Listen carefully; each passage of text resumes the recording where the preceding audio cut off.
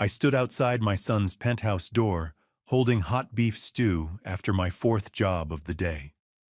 For 3 years, I had worked 5 jobs, sending him every spare dollar because he claimed debt was destroying him. Then I heard laughter inside. "The old man is proud of working 5 jobs," my son scoffed. "That's just proof of a failed life. Let him keep sending money. At least he's still useful." The room burst out laughing. That was the moment I decided to uncover the truth. This story starts with a father who trusted too much. Before we dive in, leave me a comment. Have you ever been betrayed by someone you trusted? Your answer might help someone else feel less alone. Just a heads up, some details are fictionalized for storytelling, but the core lesson about protecting what matters is what I hope stays with you. I stand outside my son's door at 7:30 on a Monday night, holding a container of home-cooked stew, and through the expensive mahogany, I hear him call me a deadbeat old bastard. My name is Herbert Stone, and at 67 years old, I have learned that a man's greatest mistake is confusing love with usefulness. Let me back up. This morning started the way every morning has started for 3 years, 4:15 a.m., pitch dark, my body waking before the alarm because muscle memory runs deeper than exhaustion. I rolled out of bed in my modest 2-bedroom house in Squirrel Hill, where houses sag gently into their foundations and nobody asks questions. My knees cracked. My back screamed. I ignored both. Before leaving the bedroom, I paused at the nightstand. Eleanor's photograph sits there in a simple wooden frame, her at 43, laughing at something I said, cheeks flushed with happiness. She has been gone 11 years now. Cancer took her fast. I opened the nightstand drawer. Inside, folded in neat quarters, sits the letter she wrote me 3 days before she died. The envelope is worn soft from my fingers, but I have never opened it. Not because I forgot, but because I am terrified she said something I am not ready to hear. I closed the drawer, closed the 5 jobs, 14 hours a day, 7 days a week. That is my life now. Has been for 3 years straight, ever since my son Lamar, 38 years old, Princeton-educated, sharp as a knife, came to me with tears in his eyes and told me his business was drowning in debt. $180,000. A supplier lawsuit gone wrong, he said. Creditors circling like wolves. He needed help, Dad. Just temporary. I liquidated my retirement savings the next week. It was not enough. So I started working. Job 1, overnight security guard at a downtown office tower, 10 p.m. to 5 a.m. I sit at a desk, watch monitors, walk the floors twice a shift. Job 2, delivery driver, 6 a.m. to noon. I haul packages up staircases, navigate Pittsburgh's streets, smile at customers who do not see me. Job 3, hardware store clerk, 2 p.m. to 6 p.m. I stock shelves, answer questions about drill bits, pretend my hands do not shake. Job 4, grocery stocking, 7 p.m. to 10 p.m. More lifting, more shelves, more fluorescent lights. Job 5, weekend handyman work. Fixing toilets, painting fences, replacing gutters, whatever pays. I send every single check to Lamar, every penny. He tells me the creditors are relentless. I believe him because he is my son, and a father's job is to believe. 3 years. When did I last sleep past sunrise? When did I last wake without my spine grinding like rusted gears? When did I last sit down to a meal that was not eaten standing over a sink? I cannot remember, but I do it. Because Lamar is all I have left. Eleanor is gone. Our daughter died in childbirth at 19. Lamar is the only thread connecting me to the family we built. So I work. I do not complain. I do not ask for gratitude. Tonight, after my grocery shift ended, I went home and made stew. Eleanor's recipe: beef, carrots, potatoes, red wine, and fresh thyme. I packed it in a container still warm and drove to the Meridian. The Meridian is a luxury high-rise in downtown Pittsburgh, all glass and steel and doormen in uniforms that cost more than my monthly grocery budget. Lamar lives on the 14th floor in a penthouse with floor-to-ceiling windows overlooking the city. I know because I helped him move in 2 years ago, hauling boxes up the service elevator while he directed traffic. I took the elevator up tonight still wearing my delivery uniform, sweat-stained and wrinkled. The hallway on the 14th floor is marble, the kind that clicks under your shoes. I walked to his door container, growing heavy in my hands. I raised my fist to knock. Then I heard laughter inside. Loud, unrestrained, the kind that comes with expensive whiskey and people who have never worried about money. I paused. Lamar's voice cut through the door, clear as a bell. Honestly, the guy's proud of working 5 jobs. 5. To me, that is just the hallmark of a failed life. The deadbeat old bastard actually thinks he is helping. More laughter. A woman's voice. "Oh my God, Lamar, I am serious," he continued. "Every week like clockwork he sends me these checks with little notes. Hope this helps, son." It is pathetic. If he had any real skills, any actual value, he would not need to work like a dog just to scrape together pennies. Someone else. "Doesn't he know you are loaded?" Lamar laughed. "He knows what I tell him. And what I tell him is that I am drowning in debt, and he is my only lifeline. Keeps him useful. Keeps him out of my hair." The laughter that followed echoed in the marble hallway. I stood there, container in my hands, and felt something crack inside my chest. Not my heart, that is too dramatic. Something quieter. Something that had been holding me upright for 3 years. I set the container down on the floor outside his door. The plastic made a soft sound against the marble. Then I turned around and walked to the elevator. My footsteps did not echo. I made sure of that. In the elevator descending 14 floors, I stared at my reflection in the polished steel doors. 67 years old. Gray hair. Lined face. Uniform that smelled like sweat and diesel. I looked exactly like what I was, a man who had worked himself to the bone for a son who called him a deadbeat behind closed doors. I decided one thing as I walked away from that door.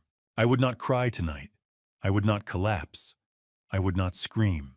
I would remember every word, every laugh, every syllable of contempt from the son I had worked myself to death for. And I would think very carefully about what comes next. I sit in my delivery truck in a dark supermarket parking lot on the south side for 5 hours straight, staring at nothing because going home means pretending tonight did not happen. It is 11 p.m. The lot is empty except for a single streetlight that flickers every 30 seconds. I count the flickers. 20, 40, 60. I lose track. The truck cab smells like diesel and old coffee. My hands rest on the steering wheel even though the engine is off. Outside, a security guard makes his rounds past the front entrance, flashlight bobbing. He does not notice me. Nobody does. I replay the words over and over. The deadbeat old bastard actually thinks he is helping. Nah, keeps him useful, keeps him out of my hair. 3 years, 5 jobs, 14 hours a day. $180,000 in debt he claimed was drowning him. And I believed every word because he cried when he asked for help. Because he is my son. Because after Eleanor died and our daughter never came home from the hospital. Lamar was all I had left of the family we built. I pull out my phone at 3:30 a.m. Lamar's contact name glows on the screen. My thumb hovers over the call button for 10 minutes. Then I put the phone away. Not yet. Something shifts in my chest. Not grief I had that in the elevator. This is colder, clearer. A decision crystallizing like ice. I will not confront him. Not tomorrow. Not next week. Not until I understand exactly what he has done and how deep this goes. If Lamar thinks I am a useful fool, then I will be the best fool he has ever seen. I will smile. I will cook him dinner. I will send him checks with little notes that say, "Hope this helps, son." And while I do that, I will investigate every single document I signed, every bank statement I ignored, every story he told me about creditors and lawsuits and businesses drowning in red ink. My son made one critical mistake tonight. He assumed I am too broken to fight back. At 4:15 a.m., my body wakes out of habit, even though I have not slept. I start the truck and drive home to shower and change. At 6 a.m., I clock in for my delivery route like nothing happened. At 6:45, I stop at a diner and buy 2 breakfast sandwiches. At 7 a.m., I knock on Lamar's door. He opens it in silk pajamas, yawning hair mussed from sleep. "Dad, you are early." I hold up the bag. "I made your favorite, well bought it. Sausage and egg on a everything bagel extra cheese." His face does something complicated, surprise, maybe guilt, maybe annoyance, but he takes the bag. "Thanks. You did not have to do that." "I know," I say, smiling. "But I wanted to. You work so hard, Lamar. I just want to make sure you are eating right."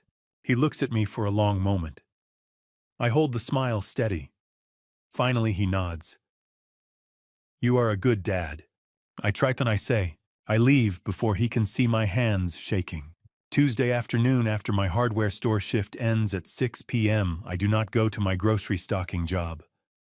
I call in sick for the first time in 3 years. The manager sounds shocked. I tell him I have a stomach bug. He tells me to feel better. Instead, I drive to the Pittsburgh Public Library on the north side. The second-floor reading room is quiet, just a handful of college students with headphones and an elderly woman reading newspapers. I borrow a laptop from the front desk using my library card. I have not used a computer for anything but work emails in years. My fingers feel clumsy on the keyboard, but I remember enough. I start with my email account. I search for every message Lamar sent me over the past 3 years. There are dozens. Most are short. "Thanks for the check, Dad. Creditors are pushing hard this month. You are saving my life." I find the first one dated September 2022. The subject line, "Emergency, please call." In the body, he attached a PDF, a legal document titled "Demand for Payment," listing a debt of $180,000 owed by a company called Eleanor's Craft Supply, LLC. I stare at that name for a full minute. Eleanor's Craft Supply, LLC. I set that company up for my wife in 2009. She loved making quilts, hand-stitched blankets, little decorative pillows she sold at craft fairs on weekends. It made her happy. She never made much money, maybe a few $1,000s a year, but it was hers. Something separate from being a mother and a wife.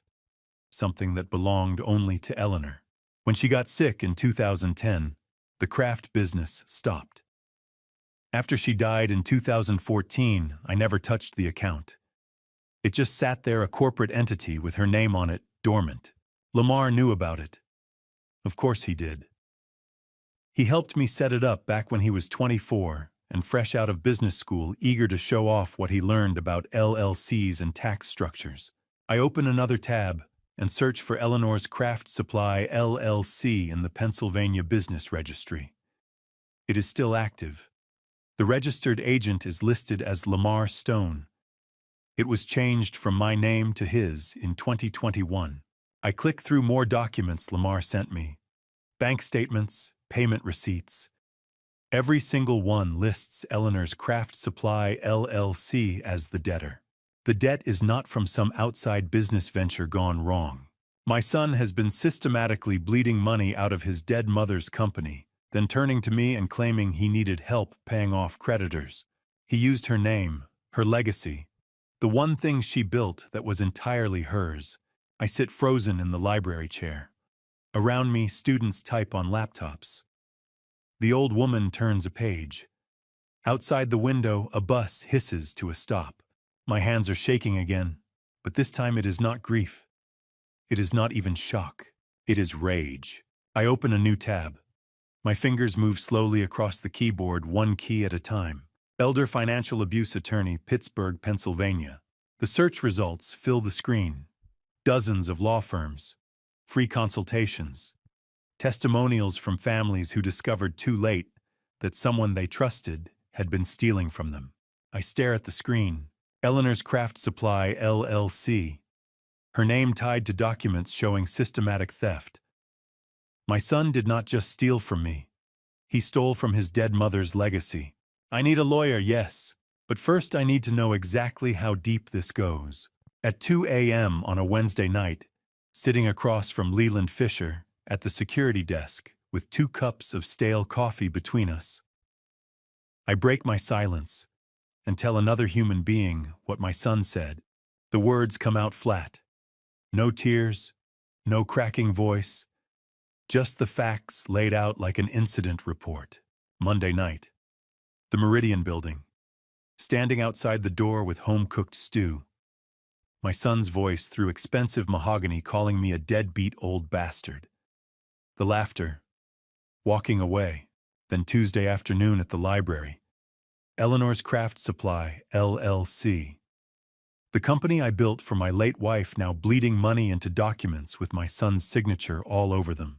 Leland listens without interrupting. The fluorescent lights hum yellow above us. The CCTV monitors glow in the corner, cycling through empty hallways and parking garages. We have sat at this desk together for 2 years, 5 nights a week, mostly in comfortable silence. I know he takes his coffee black. I know he reads westerns during the slow hours. I know he has a daughter in Colorado he does not talk to. But I never knew what he did before this. When I finish, Leland sets his coffee down carefully. The ceramic cup clicks against the metal desk. He says he is the only person who calls me that short for Raymond, my middle name. Before I ended up in this uniform, I spent 22 years as a corporate insurance fraud investigator. I stare at him. Leland Fisher, 64 years old with silver hair and eyes sharp as razors behind wire-rimmed glasses, leans back in his chair. What you just described, that is not a family matter. That is a criminal offense. Elder financial exploitation, corporate identity theft, fraud. If your son used your late wife's business entity to fabricate debt and extract money from you under false pretenses, he committed multiple felonies. The words hit me like cold water. Well, I spent 2 decades hunting people who do exactly what your son is doing. Leland continues. They find a vulnerable target, usually family, usually someone who trusts them, and they bleed them dry while making it look legitimate on paper. I am not vulnerable, I say quietly. No, Leland agrees. You are not, but your son thinks you are. That is his first mistake. He leans forward, elbows on the desk. Do you want me to help you? I look at this man I have sat beside for 2 years, drinking stale coffee at 2 a.m., watching silent monitors. How many nights have we been here together, each carrying our own weights, never speaking them aloud? Help me how? Leland smiles for the first time that night. It is not a warm smile. It is the smile of a hunter who just picked up a scent. The right way. Friday afternoon. I sit in the passenger seat of Leland's sedan, parked 3 blocks from the building where I work my office cleaning shift. Rain hammers the roof. The windows fog with our breath. Leland has papers spread across the dashboard, bank statements I pulled from my files, receipts, copies of documents Lamar sent me over the past 3 years. He works through them methodically, a reading lamp clipped to the sun visor casting harsh light across the pages. Here, he says, tapping a bank statement. September 2024. You sent Lamar $2,800. It cleared your account on the 15th. I nod. I remember. He said the creditors were threatening legal action. Leland pulls out another sheet. Same month. Joint account your son opened in his name and yours back in 2022. You gave him signature authority. Yes. He said it would make transferring funds easier. I say. Right. On September 17th, 2 days after your check cleared a withdrawal. $9,800. Payee luxury timepieces of Pittsburgh. He slides a printout across to me. It is a receipt. Rolex Submariner stainless steel. Date of purchase September 17th, 2024. Total $9,800. October. Leland continues pulling another document. You sent him $3,000. On October 9th, Mercedes-Benz of Pittsburgh. Lease agreement.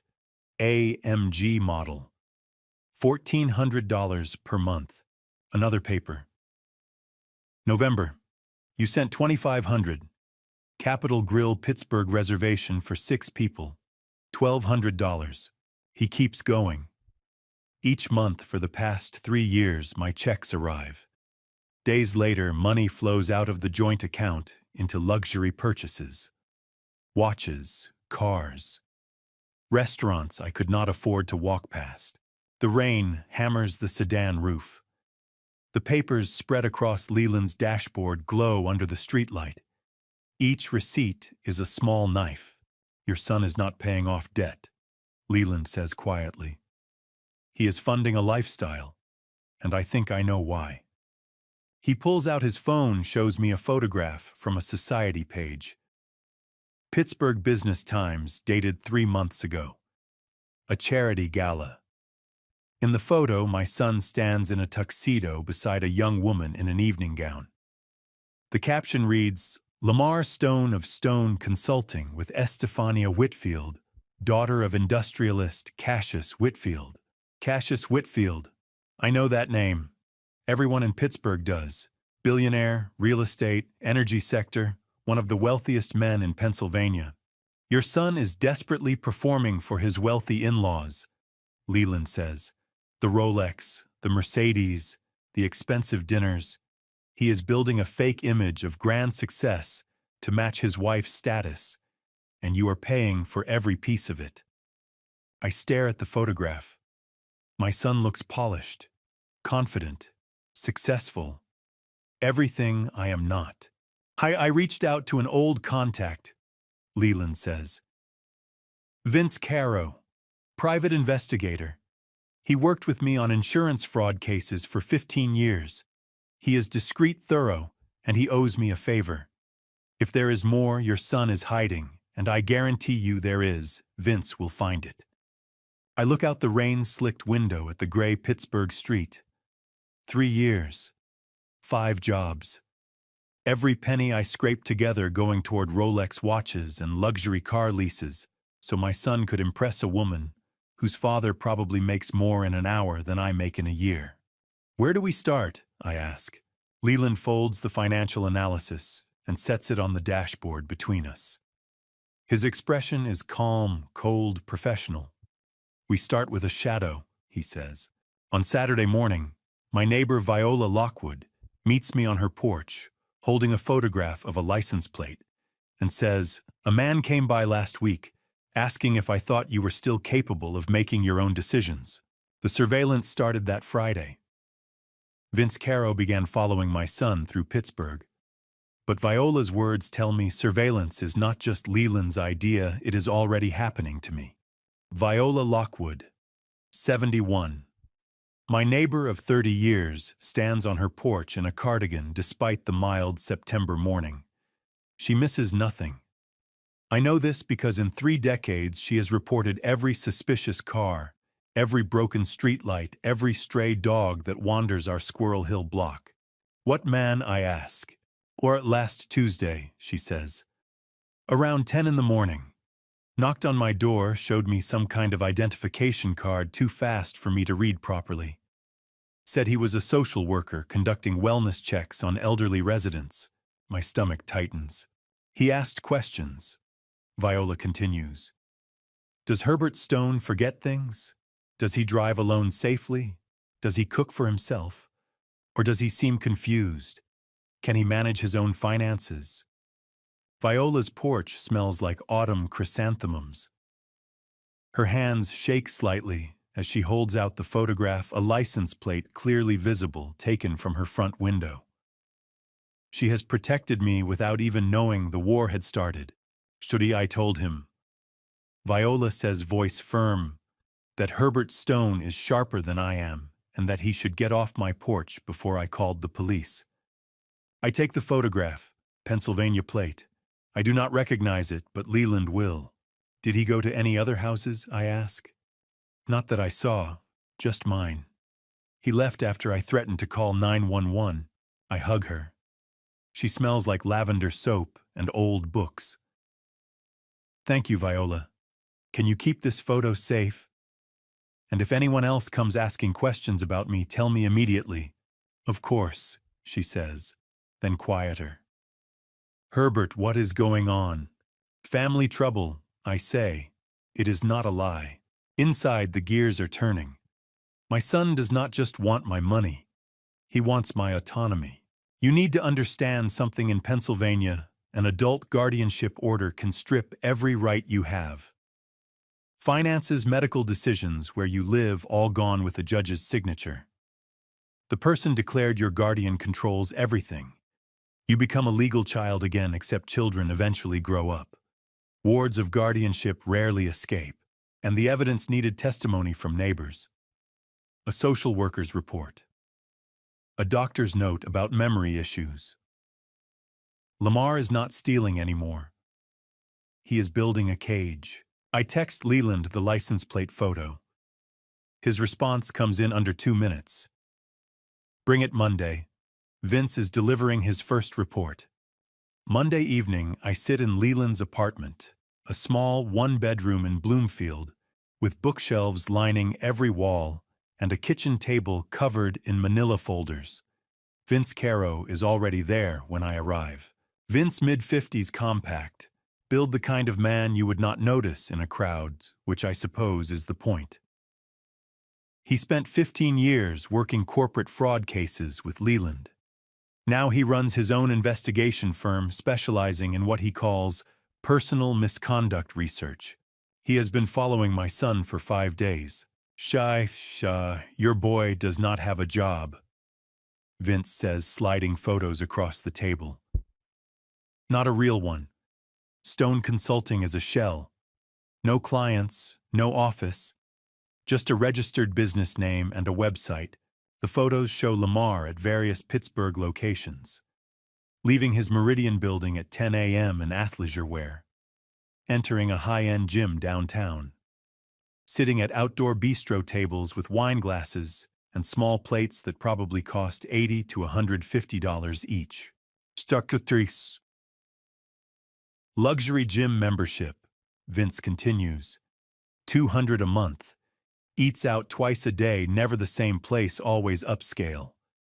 Afternoons, he often stops by the Whitfield Group headquarters on Liberty Avenue, putting on a massive show of being a high-flying businessman for his wife's powerful family. He's trying desperately to maintain a billionaire lifestyle to match her elite social standing. He is performing for them, I say. Obsessively. Vince agrees. But that is not the interesting part.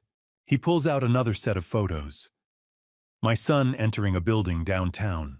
The brass plaque beside the door reads, Morrison and Webb Legal. 3 visits in 2 weeks, Vince says. Tuesday the 9th, Thursday the 18th, and this morning, Monday the 22nd. Each appointment lasted between 90 minutes and 2 hours. Leland leans forward. Morrison and Webb specialize in one-thing estate and guardianship litigation. They are not the firm you hire to draft a will or handle a simple contract. They are the firm you hire when you want to take legal control of someone's life. The photographs sit on the table between us. My son in his expensive clothes walking into a law office that exists to strip people of their autonomy. The license plate Viola photographed. Leland says, sliding another document across. Registered to Apex Wellness Services. It is a front company. They provide independent assessments for guardianship cases. Pay them $1,500, they will visit your target's neighbors, doctors, anyone you want, and write a report that says whatever you need it to say. 3 appointments with a guardianship shark in 2 weeks. Leland continues. Hiring fake social workers to build false testimony. This is not research, Ray. This is an ambush. I stare at the photos of my son entering that law office. Each one dated and time-stamped. Evidence that he is planning to lock me away. How much time do we have before he files, I ask. Vince and Leland exchange a look. In maybe 6 weeks, Vince says. Maybe less. If he is meeting with Morrison and Webb this frequently, they are finalizing the petition. Once it is filed, you will get a court date. After that, it is a race. A race I could lose, I say. Not if we move first, Leland says quietly. I look at these 2 men, a retired fraud investigator and a private detective sitting in a cramped Bloomfield apartment, helping me fight my own son. What do we do, I ask. Leland taps the Morrison and Webb photo. We find out exactly what they are planning to file, and then we dismantle it piece by piece before it ever sees a courtroom. 6 weeks to stop a guardianship petition. That night, I lie awake calculating options. Legal defense costs money I do not have. But Tuesday afternoon, I drive down to the East Side Industrial Zone with a heavy iron key hanging around my neck, the key to a property I have not visited in 4 years. Because every time I think about going, I remember Eleanor's hands signing the deed. The East Side Zone is all rusted chain link and cracked asphalt warehouses the color of old pennies stretching in rows like tombstones. I pull my delivery truck up to a set of iron gates secured with a padlock bigger than my fist. The sign above reads, Lot 47B, 12,000 square feet. I get out. The key hangs on a leather cord under my shirt. I have worn it every day since Eleanor died. Never took it off. Never told anyone what it unlocks. The padlock clicks open with a heavy sound. The gates screech on rusted hinges. Inside the warehouse stands weathered but solid corrugated steel walls, high ceiling with skylights fogged by years of industrial grime, concrete floor, stained with oil patterns from decades of use. Eleanor bought this property in 2008 with her life savings. $43,000 she had saved from 15 years of craft fairs and quilt sales, every dollar carefully tucked away. She told me it was for the grandchildren later. I did not understand what she meant. We only had Lamar and our daughter was already gone. What grandchildren? But Eleanor was adamant. She signed the deed herself, insisted her name go on the title alone, made me promise I would never sell it unless it was to protect family. The warehouse smells like rust and old rain. The afternoon light cuts through dirty windows in long, golden bars.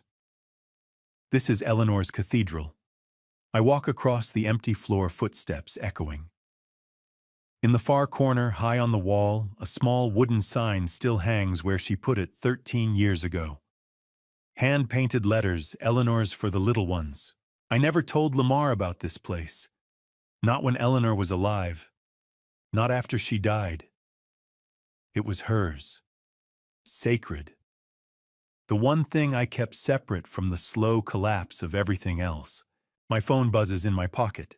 I pull it out. A text message from a number I do not recognize. Pittsburgh area code. Mr. Stone, this is Scott Hargrove Prestige Logistics Corporation. We wish to finalize discussions regarding acquisition of your East Side lot. Our initial buyout offer remains at $4.8 million. Please contact us at your earliest convenience to schedule closing. I read the text once, then again, then a third time. $4.8 million. My legs feel unsteady. I sit down on the concrete floor, back against the wall, phone still glowing in my hand. How did Eleanor know? How did she see 11 years into the future and understand I would need this exact shield? She bought this warehouse when Lamar was 26, fresh out of grad school, still speaking to me like I was a person instead of a resource to extract value from. She bought it when our daughter was already gone, when the idea of grandchildren seemed impossible. But she bought it anyway. For the little ones, she said. I look up at her sign, Eleanor, my wife, dead 11 years, still protecting me from beyond the grave. I stand slowly, legs shaking. I walk to the center of the warehouse and turn in a slow circle. 12,000 square feet of commercial property in an industrial zone that has been quietly gentrifying for a decade. Companies like Prestige Logistics buying up old warehouses to convert into tech offices, logistics hubs, artisan markets. $4.8 million. I have been working 5 jobs 14 hours a day, sending my son every penny I earn so he can buy Rolex watches and lease Mercedes sedans and dine at restaurants where the wine costs more than my weekly grocery budget. And the entire time I have been wearing the key to a fortune around my neck. I text Leland, need to meet, tonight, important. His response comes in seconds. My place, 8 p.m. I lock the warehouse gates behind me. The key goes back under my shirt, heavy against my chest. I drive back through Pittsburgh in a daze, radio off, windows down, September air, cool on my face. Eleanor. She bought this property with quilting money. 15 years of craft fairs. $43,000 that became $4.8 million because she understood something I did not. The future is long, and the people you love will need foundations you build today.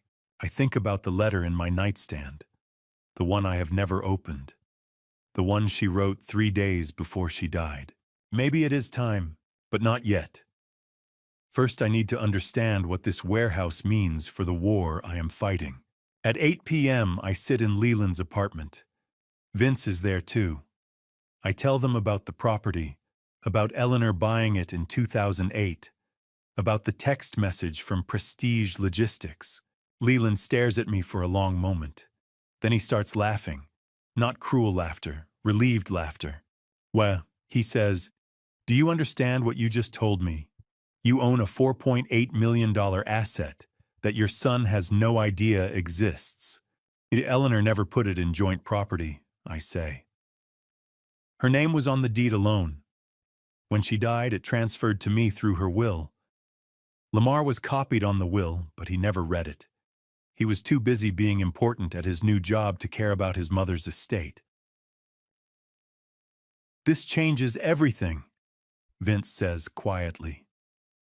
If Lamar files for guardianship claiming you are financially incapacitated and need protection, you can walk into court and produce proof of a multi-million-dollar asset you have been managing independently for over a decade. It destroys his entire narrative. Leland nods slowly. But we need to be strategic. If we reveal the warehouse too early, Lamar will adjust his approach.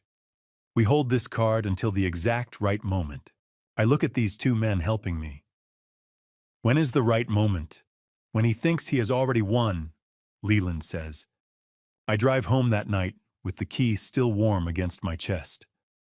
I park in my driveway, sit in the dark truck, and stare at my small house in Squirrel Hill.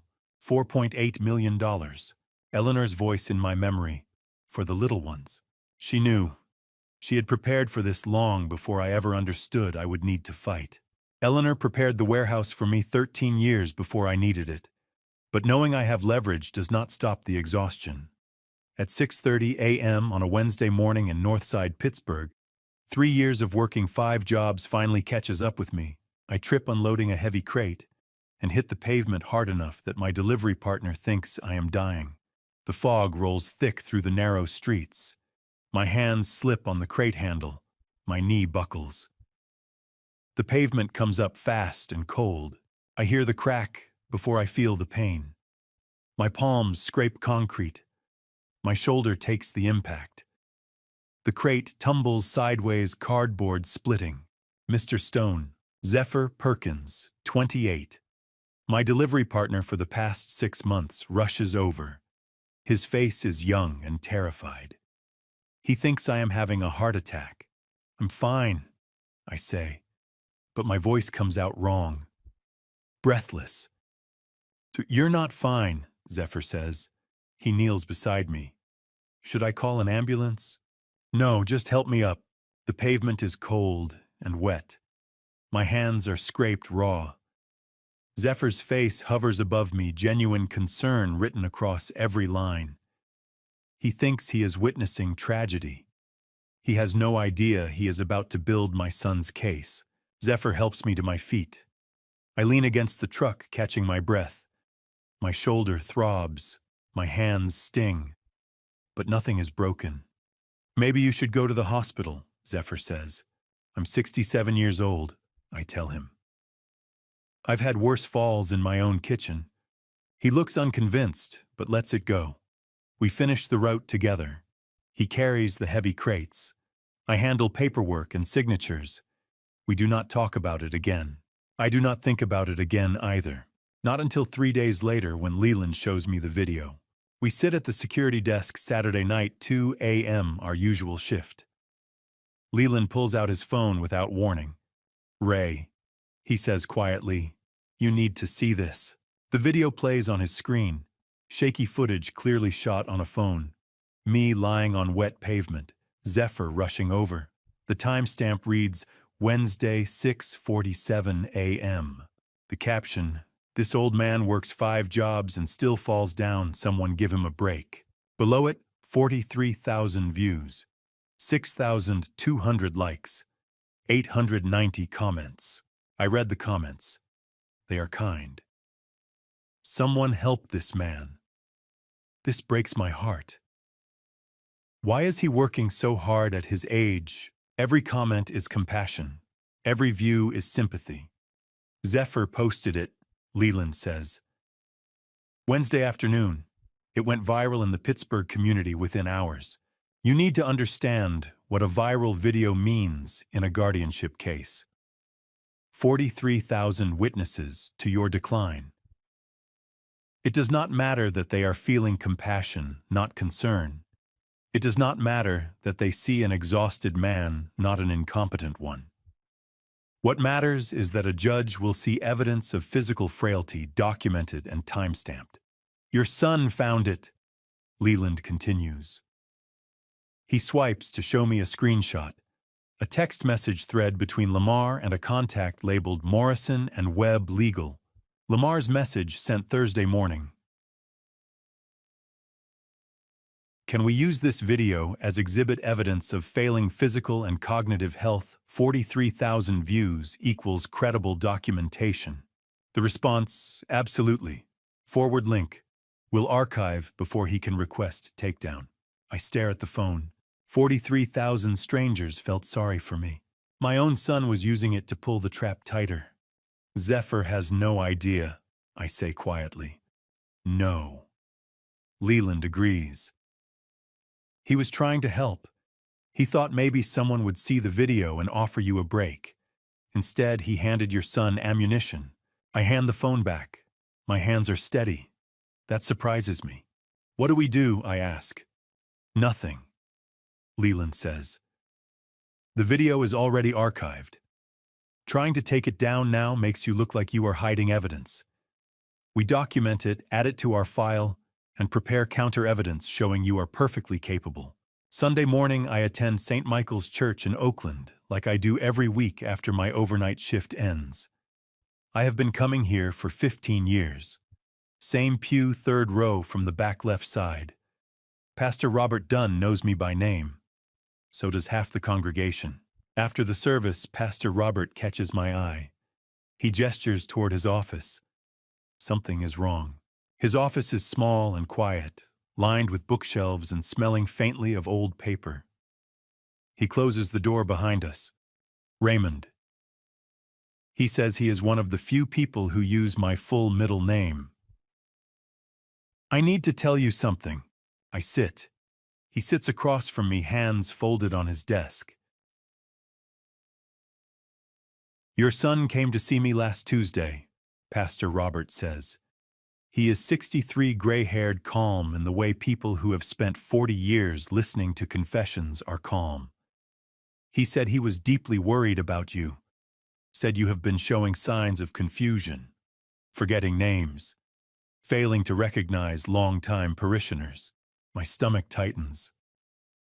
He asked me, Pastor Robert continues, to sign an affidavit stating that I have personally witnessed your cognitive decline during Sunday services. The air in the small office feels thick. What did you say? I ask.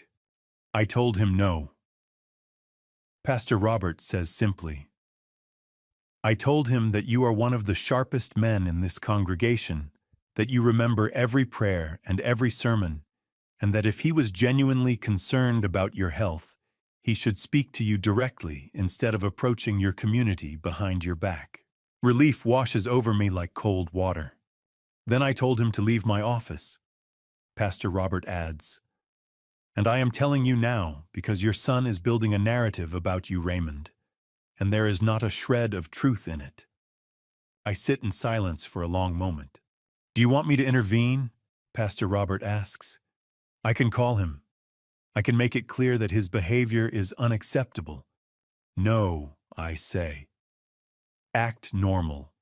Don't let Lamar know we spoke. If this goes to court, I need you as a witness, not as someone he can claim is biased against him. Pastor Robert nods slowly. When the time comes, I will be there, he promises. I drive home that afternoon, thinking about evidence and narratives. Lamar is building his case brick by brick. Viral videos, fake social workers, church pastors. But he is making one critical mistake. The people who actually know me are refusing to lie. The people who know me are refusing to lie. But I need more than honest witnesses. I need a lawyer who can turn honesty into armor. On Monday, during my lunch break, sitting alone in the 12th floor cafeteria with complex legal printouts spread across the table, the corporate office manager, Diane Foster, walks over and says, Herbert, what's wrong? I look up. Diane Foster has worked on this floor for 8 years. I have cleaned these offices for 2. We exchange pleasantries during my evening shift. She works late. I work nights, our paths cross in empty hallways. She has always been kind, but we are not friends.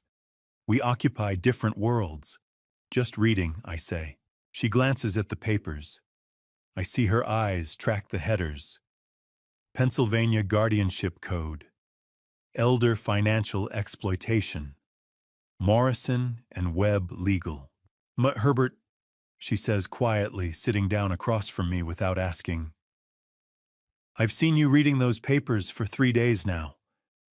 What's wrong? Sometimes your salvation comes from the people who see you when you are invisible. The office manager who notices the janitor reading legal documents during lunch.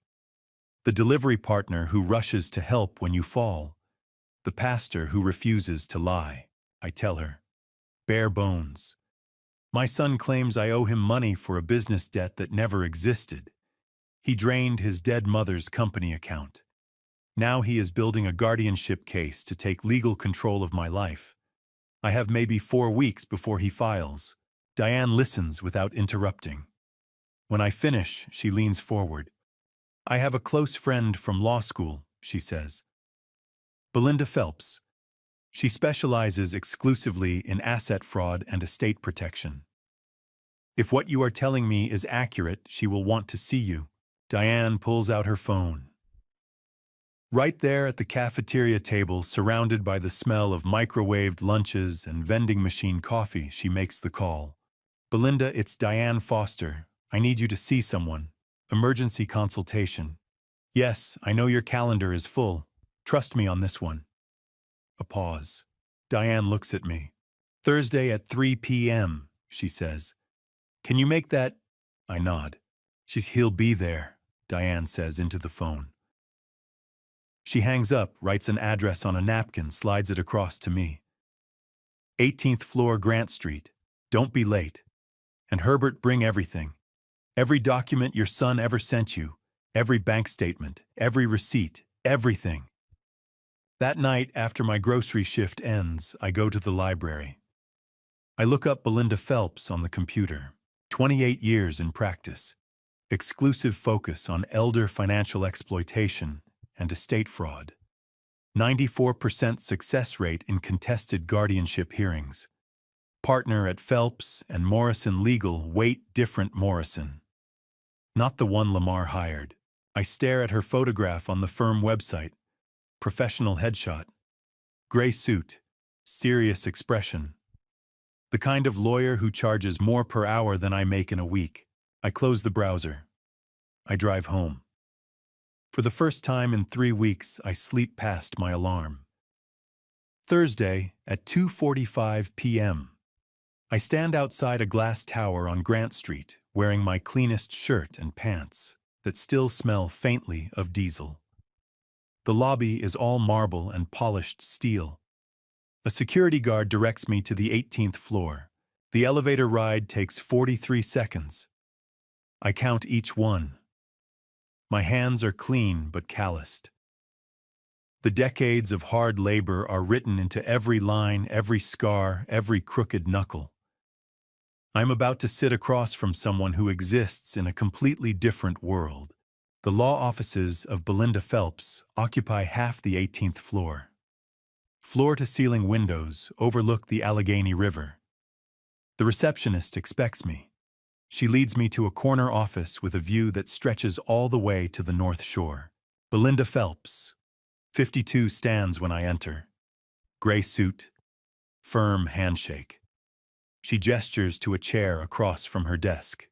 "Mr. Stone," she says, "Diane told me you have a complicated situation. Start from the beginning. Take as much time as you need. I talk for 45 minutes straight. Eleanor's death. Lamar's debt claim. 3 years of working 5 jobs. The discovery at the library. Eleanor's Craft Supply, LLC. The fake social workers. The viral video. Pastor Robert's warning. The warehouse property worth millions that Lamar does not know exists." Belinda listens without interrupting once. She takes notes on a yellow legal pad. Her pen moves steadily across the page. When I finish, she sets the pen down flat on the desk. The silence stretches for 10 seconds. "Mr. Stone." She finally says, "What you have described constitutes at least 4 distinct state and federal felony offenses. Corporate identity theft, elder financial exploitation, wire fraud, filing a fraudulent guardianship petition with falsified evidence. Each carries prison time." She leans back in her chair. "We can dismantle this completely," she continues. "But I need you to do something incredibly difficult. Do not change your behavior.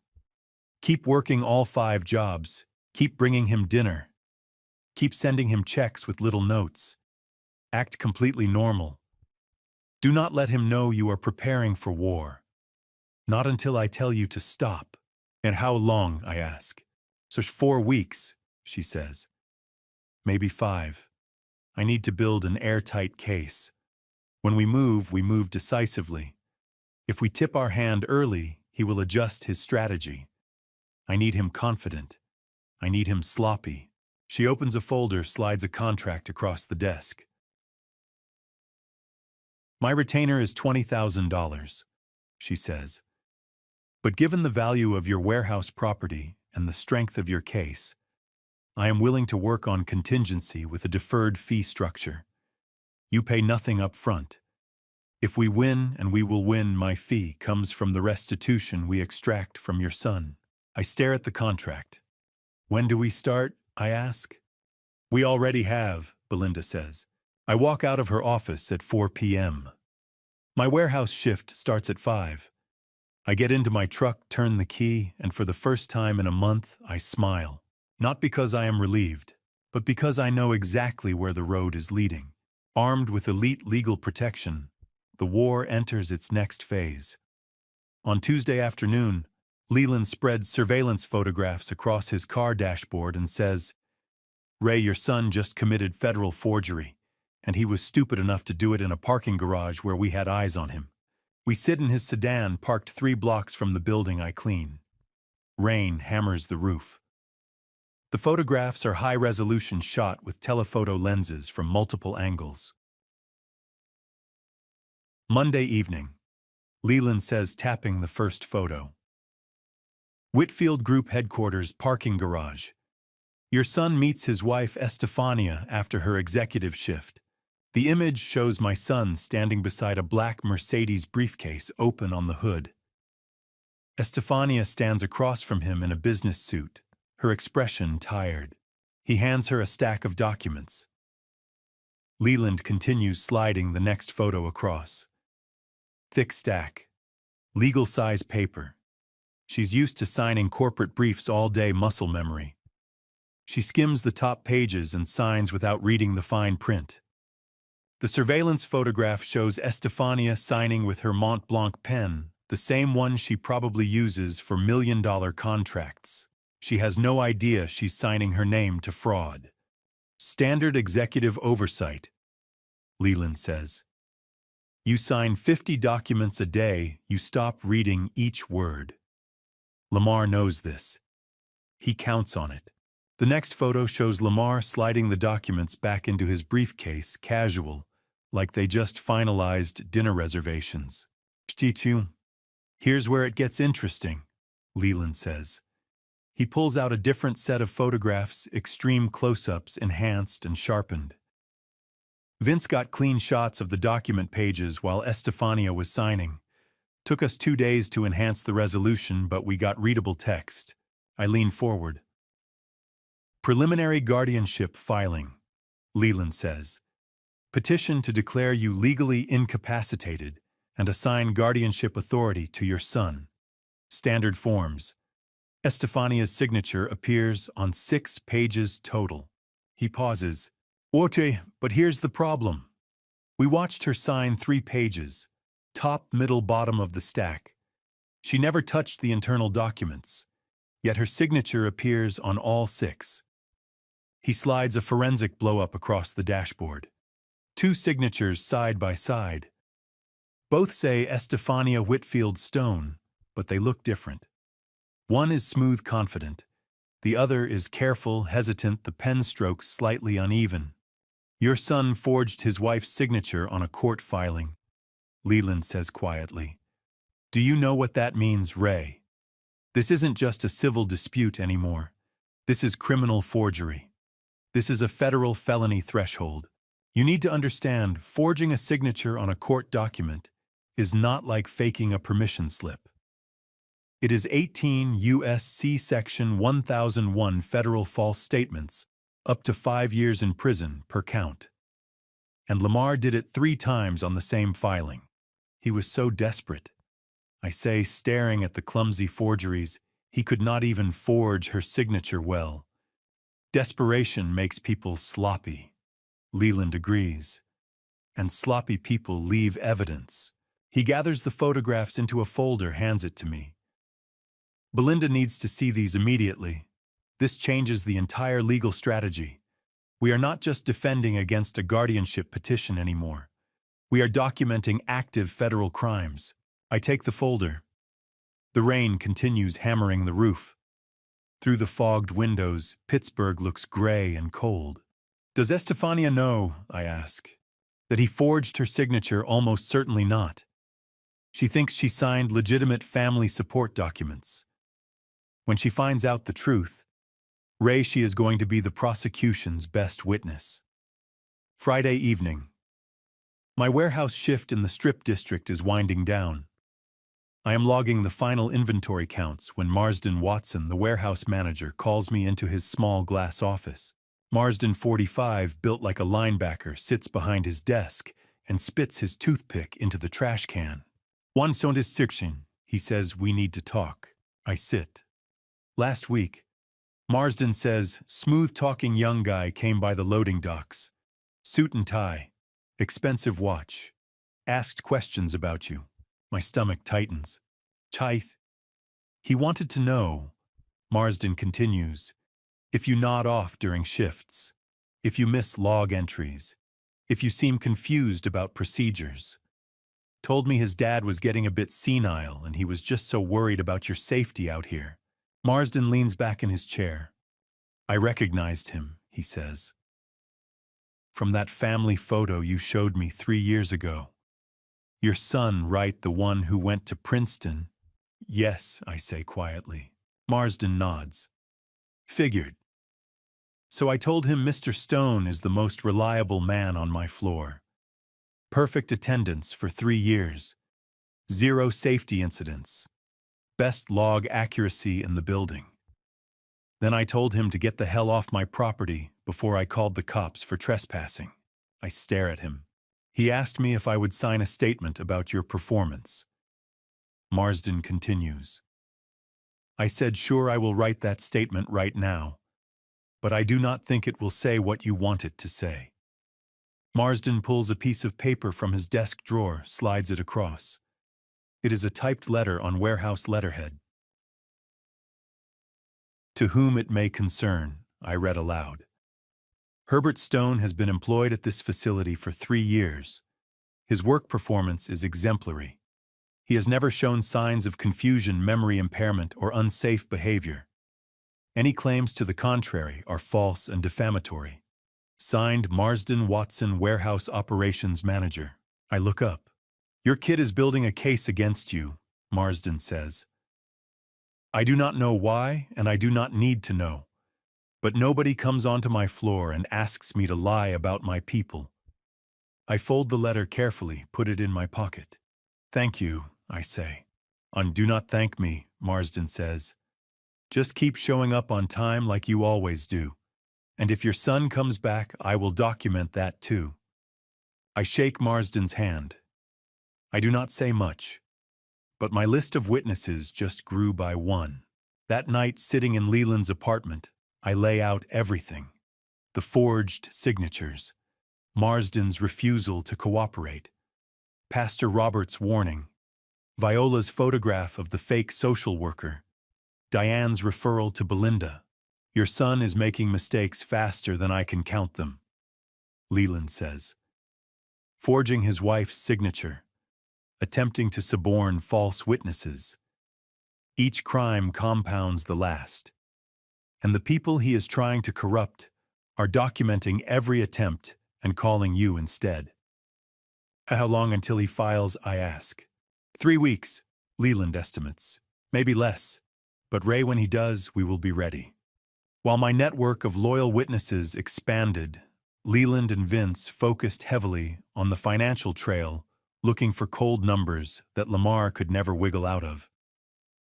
On Saturday morning, Leland spread 23 bank withdrawal slips across his dining table. Ray, your son has been forging your signature for 18 months, Leland said. $47,000 in federal bank fraud. Leland's home office had become an investigator's war room, covered in documents, timeline charts, and forensic binders. Vince sat across from me, his spreadsheet glowing. The old PNC bank savings account you opened for Eleanor in 1987. Vince explained, sliding a printout over.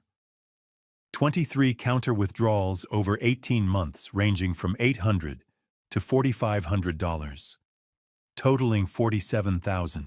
I stared at the numbers. I had never authorized them, nor did I know the online password. Leland pulled out scanned teller slips. The signatures looked like mine, but they weren't.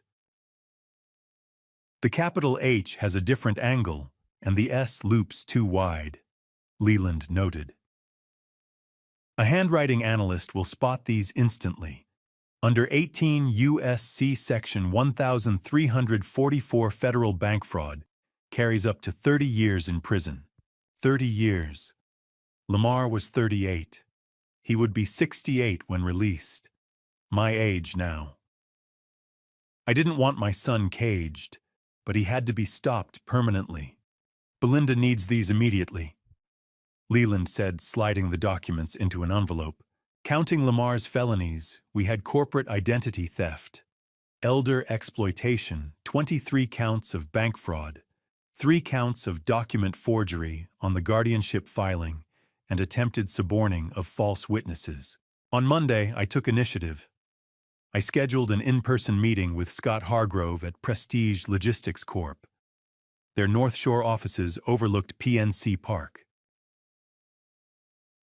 "Mr. Stone, we've been trying to reach you for 3 weeks," Scott said, opening a portfolio. He explained that a man representing the Stone estate had attempted to negotiate an immediate cash buyout of our East Side warehouse using a notarized power of attorney. Scott slid the document over. The signature looked like mine, but their legal team had compared it to Eleanor's original 2008 deed. The discrepancies were clear. The new signature was careful, hesitant, and wrong. "We suspended negotiations," Scott said.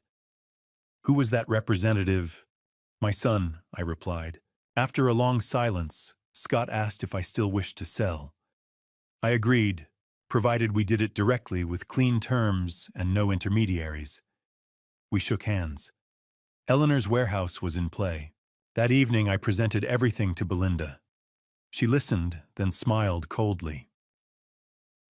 "Your son tried to steal a $4.8 million property using a forged document walking straight into a corporate legal team," she said. "He is writing his own indictment." "When do we move?" I asked. "Soon," Belinda answered. "Let him file his guardianship petition. Let him walk into court confident. Then we will dismantle him piece by piece." Driving home, I thought about 30 years and my son's notarized lies. His greed is writing his own indictment, one forged signature at a time. But while I had been documenting crimes against Eleanor's warehouse, Lamar was planning something closer to home. On Wednesday afternoon, Viola called, her voice urgent. "Herbert, there's a car parked 3 houses down," she said. "A man inside has been photographing your property for 4 days straight." I was at the hardware store halfway through my afternoon shift, so I stepped into the back stockroom. Viola described a dark blue sedan with Pennsylvania plates. The driver was using professional camera equipment to capture my house from every angle. "I'm going outside to get his license plate," Viola whispered. Through the line I heard footsteps and the click of her phone camera photographing the photographer. She read off the plate Echo Bravo 7429 and sent me the photo. I immediately relayed the plate number to Leland. While waiting for his call back, I stared at the stockroom walls, thinking of this house. Eleanor and I bought it in 1989. We argued over bedroom paint. She planted her favorite yellow roses, and Lamar learned to walk on the front porch. Now someone was calculating its liquidation value. 28 minutes later, Leland called back. "The vehicle is registered to Apex Realty Brokerage, a discount liquidation agency specializing in fast estate sales at 70% market value. Someone hired them to appraise it. Your son plans to sell your home the moment he gets that guardianship order. A home of 36 years is not just walls. It is every memory, every mark measuring a child's height, the creaking floorboards, and Eleanor's roses. My son was measuring all of it for profit. "I need to call Belinda," I said. Belinda answered on the second ring. When I explained the surveillance, she agreed we had to move faster. "The irrevocable trust documents," Belinda said. "I've been drafting them for 2 weeks. They transfer legal ownership of all assets, the warehouse, your home, your savings, into an irrevocable trust, with you as the lifetime beneficiary. Once executed, those assets are untouchable. Even with guardianship, the trustee controls them, not Lamar." "Who is the trustee?" I asked. "Chandler, your granddaughter. We'll name a professional co-trustee until she turns 18, but the beneficial ownership belongs to her, the way Eleanor intended." We scheduled the signing for Monday morning at 9 o'clock in her office. She requested 2 non-family witnesses, so I chose Leland and Pastor Robert. Belinda reassured me that Vince was monitoring court filings. Lamar hadn't submitted the petition yet. He thought he had time, but he only had 4 days. That night, I drove past the blue sedan. I saw the driver's silhouette in the fading October light. As I walked to my front door, I heard his camera shutter click from 50 feet away. Inside the house smelled of old wood and Eleanor's roses. Standing at the kitchen sink, I knew my hands were steady. 4 days. 4 days to lock my assets before Lamar files. But before I sign legal documents, I need to face the one thing I have been avoiding for 11 years. On Friday night, alone in my bedroom with a single yellow desk lamp, I finally opened the letter Eleanor left me, the quarter-folded piece of paper I have been too afraid to read because I knew it would change everything.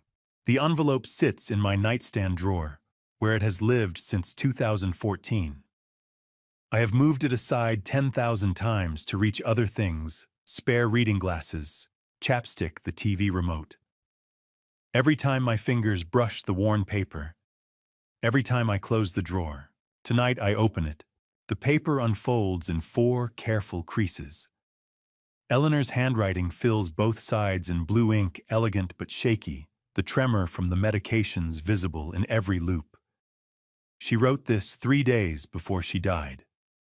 I know because the date is at the top, May 17th, 2014.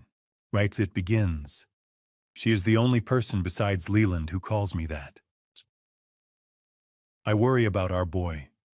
He has a brilliant mind, sharper than mine ever was, sharper than yours. But he lacks the single most vital trait a human being can possess. He does not value the people who bleed for him. I have watched him these past few years, the way he talks about you when you are not in the room, the way he measures everything in dollars and status. I hoped it was a phase. Young men go through seasons of arrogance. But Ray, I do not think this is a phase. I think this is who he chose to become. My hands shake. The paper trembles in the lamplight. Chayo. The East Side warehouse property. You know, the one, the lot I bought in 2008 with my craft money. You thought I was being foolish, spending our emergency fund on industrial real estate.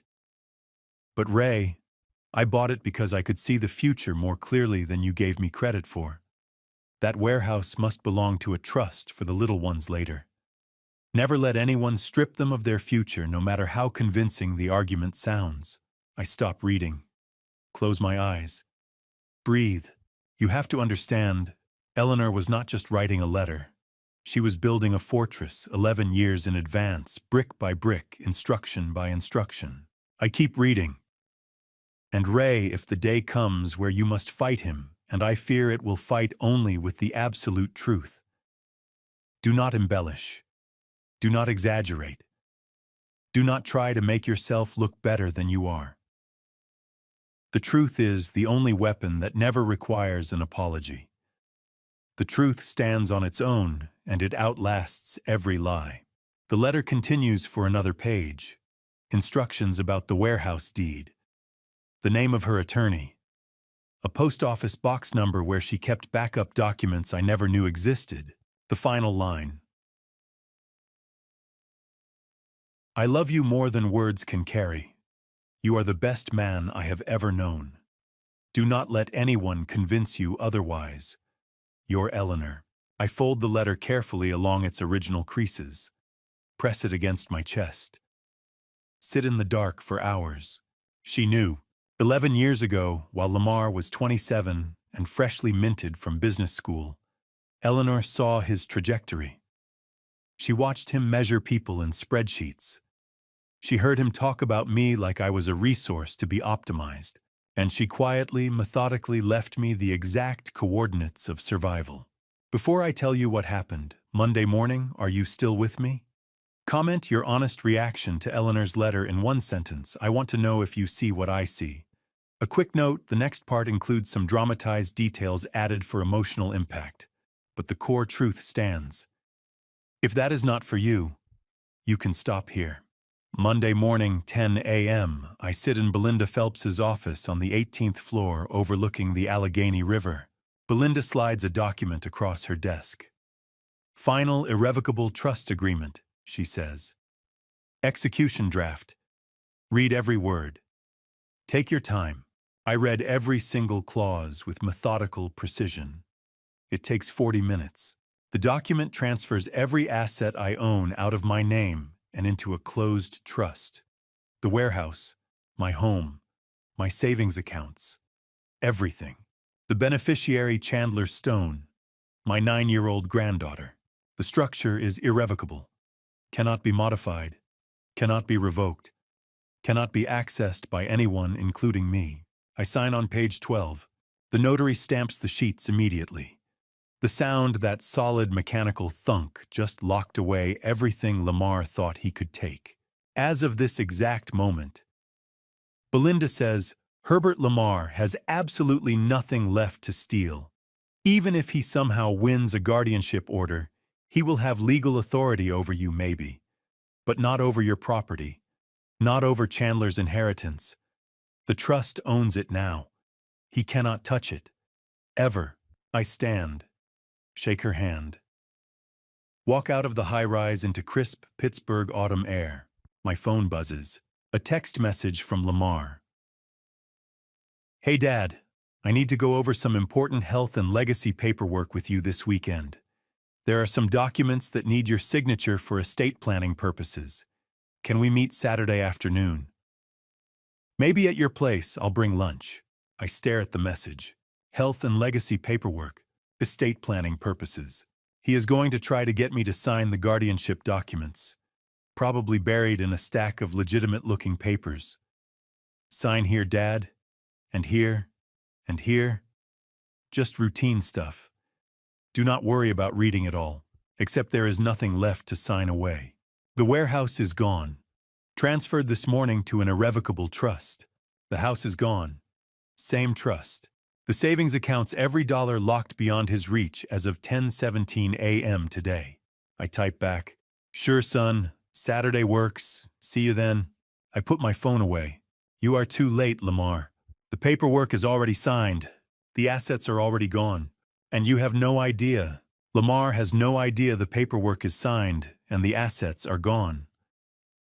But while he prepares his attack for Saturday, I need to collect the pieces Eleanor left scattered across 11 years.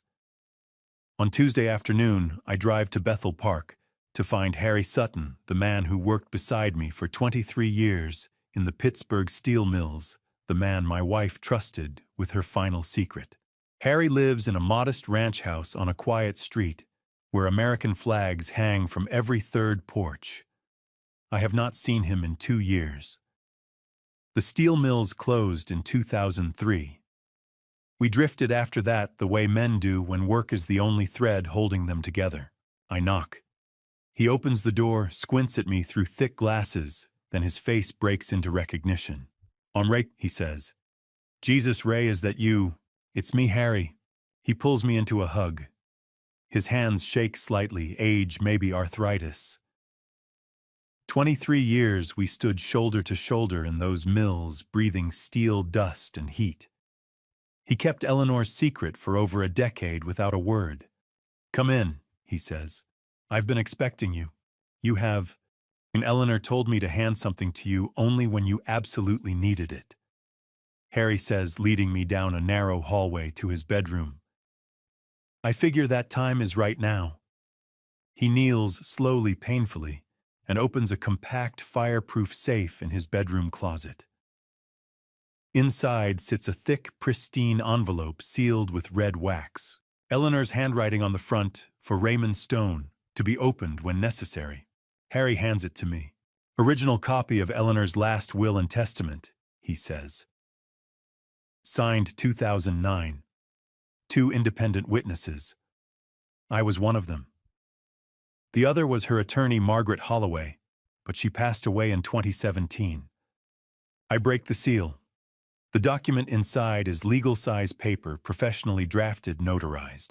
I read the critical paragraph 3 times. I, Eleanor Marie Stone, being of sound mind and body, do hereby bequeath the entirety of my interest in the commercial property located at 847 Industrial Avenue, Pittsburgh, Pennsylvania, 15207, to a protective trust to be established for the benefit of any grandchildren born after my death.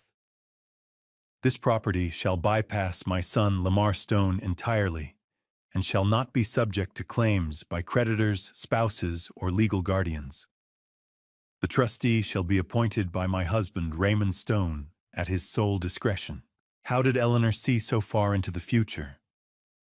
How did she know 11 years before this moment exactly what I would need? She asked me to hold this far away from the house, Harry says quietly. She said, just in case Lamar looks through drawers when I'm gone, I take the envelope. My wife was fighting for me from 11 years in the grave. Thank you, Harry, I say. You in some kind of trouble, Ray? I say. But I'm handling it. Saturday afternoon arrives. I drive to the Meridian Building downtown Park, in visitor parking, take the elevator to the 14th floor. I knock on Lamar's door at exactly 2 p.m. The door swings open. My granddaughter Chandler, 9 years old, throws her arms around me with a force that nearly knocks the wind from my chest. She still believes in goodness. She still thinks adults tell the truth. Grandpa, she shouts. Hey, sweetheart. I say, kneeling to hug her properly. Lamar walks out from the kitchen phone pressed to his ear, gesturing that he will be just a minute. He looks relaxed, confident. A man who thinks he holds all the cards. Chandler pulls me into the corner of the living room where her toys are scattered. She whispers, barely audible. Grandpa, yesterday I was watching cartoons on my tablet in my room, and Daddy was talking really loud in the living room with another man. He sounded scary. I hit the voice recorder button because I was frightened. I want you to hear it. She hands me her tablet. I slide on the small pink headphones. Lamar's voice fills my ears unmistakable. Why need to prove the old man lacks independent capacity? The medical assessments we arranged will show progressive cognitive decline. We file the petition 3 weeks from Tuesday, which gives us time to line up all the supporting affidavits. Another voice, older, clinical, Attorney Morrison. And the house appraisal, already done, Lamar says. Apex Realty values it at $320,000. We can liquidate within 2 weeks of guardianship approval. The warehouse property is the bigger prize, $4.8 million. We move that through a shell trust I control, extract the proceeds over 18 months to avoid tax flags. What about the daughter? Chandler. She's 9. Courts don't listen to 9-year-olds. And Estefania will support whatever I say. She trusts me. I keep my face perfectly smooth. No reaction, no tell. I take off the headphones, hug Chandler. You did perfectly, sweetheart, I whisper. Can I keep this recording? She nods. I transfer the audio file to my phone. 43 minutes of Lamar and Morrison planning the entire fraud in explicit detail. Timeline, dollar amounts, strategy, all of it. Lamar walks back into the living room, sliding his phone into his pocket. Oh, you're here, Dad, he says, surprised. Why didn't you ring the bell? I stand slowly, offering a vacant smile. I forgot, I say softly. You know how my memory is lately. Lamar chuckles, completely satisfied. He thinks I am exactly what he told Morrison. I am a declining old man, confused, easy to manipulate. No problem, Dad, he says. Come sit down. I brought lunch. We need to go over some paperwork. He gestures to the dining table where a stack of documents sits beside deli sandwiches and bottled water. I sit. I eat half a sandwich. I nod and smile while he explains various forms that need my signature for estate planning purposes. I sign nothing. Actually, Lamar. I say after 20 minutes. I'm feeling a bit tired. Can we do this another day? Maybe I should take these home and read them carefully first. Sure, Dad. Lamar says, disappointment flickering across his face. Take your time. No rush. I hug Chandler goodbye. She squeezes me tight. I drive home with the audio file on my phone. That night I send it to Leland, then to Belinda Phelps. I sit in my kitchen with Eleanor's original will on the table and Chandler's recording on my phone. My 9-year-old granddaughter, frightened innocent, trying to record a cartoon on her tablet, just handed me the silver bullet that will destroy my son's entire scheme. Chandler's recording gave me 43 minutes of Lamar planning fraud in his own voice. But audio alone is not enough. Courts want paper trails, forensic evidence numbers that do not lie. The subpoena arrived 72 hours after Chandler's recording, and I held the single-page document like it was the Dead Sea Scrolls, because in family court, bank records do not lie, and liars cannot hide behind charm when federal documentation starts talking. Monday morning, October 20th. I meet Belinda at her Strip District office. She slides the approved subpoena across her desk. "Ha PNC Bank," she says. "Court-ordered disclosure of all transaction records for your legacy savings account. Every withdrawal, every signature, every IP address and geolocation tag." She gestures to a woman sitting beside her desk with a laptop open. "This is Lauren Briggs, bank fraud analyst. I have retained her as our expert witness." Lauren, mid-40s, wire-rimmed glasses, the efficient manner of someone who spends days staring at spreadsheets, nods at me. "Mr. Stone," she says, "once we get these records, the paper trail will reveal everything. Signature forgeries, we can prove those through forensic handwriting analysis. IP addresses will show where the transactions originated. Withdrawal patterns will demonstrate systematic theft over time. This is irrefutable technical evidence that your son acted alone without your knowledge or consent." I feel the walls closing in on Lamar from all sides. Not just emotional evidence now. Financial forensics, numbers, timestamps, digital fingerprints. My son stole from me twice my trust and my money. But he forgot I worked construction for 31 years, where every nail gets counted and every measurement matters. Lauren turns her laptop toward me. The screen displays a sample transaction log from a similar case she worked. "Just to see these timestamps," she says, pointing. 3:47 a.m. "If we can prove you were verifiably elsewhere at that time, asleep at work, anywhere with an alibi, the forgery becomes obvious." I lean forward. The spreadsheet cells glow with cold, numeric certainty. Each row is a theft. Each column is a lie. "And geolocation data," Lauren continues, "will show the IP address where the online banking session originated. If it is coming from your son's home address while you were somewhere else, that is prosecutable evidence." I reach out and touch the subpoena. The court seal is raised, embossed into the heavy paper. I can feel the authority in it. The weight. Belinda's office smells like fresh ink and old law books. The scent of accountability finally arriving. "When do we get the records?" I ask. 10 business days, Belinda says. "PNC has to comply within 2 weeks of service. We will have everything by early November." Meanwhile, across town, in a place I have never seen, something else is happening. Cassius Whitfield sits in his penthouse office on the 40th floor of Whitfield Group headquarters, staring at a private investigator's report. He commissioned the background check 3 weeks ago, not because he suspected fraud, not yet, but because he noticed concerning financial patterns in the Whitfield Group division Lamar oversees, small discrepancies, expense reports that did not quite add up. Nothing provable, just off. The investigator's report is thorough. Page 4 contains the detail that changes everything. Subject's father, Herbert Raymond Stone, age 67, owns commercial warehouse property at 847 Industrial Avenue, Pittsburgh, Pennsylvania, 15207. Assessed value $4.8 million. Acquired outright in 2008.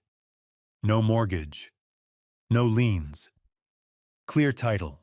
Cassius reads that paragraph 3 times. $4.8 million. Owned outright since 2008. No mortgage. He thinks about every conversation he has had with Lamar over the past 2 years.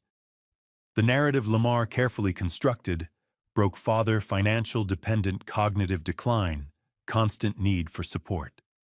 I am basically supporting him, Lamar said once over scotch at the Pittsburgh club. My father made some bad decisions after my mother died. Lost most of his savings. Now I am the one keeping the lights on for him. Cassius believed it. Why would he not? Lamar was articulate, polished, ambitious. He talked about family duty with such conviction. But a man who owns nearly $5 million in commercial real estate debt-free is not a broke dependent failure. One of these facts makes the other a lie.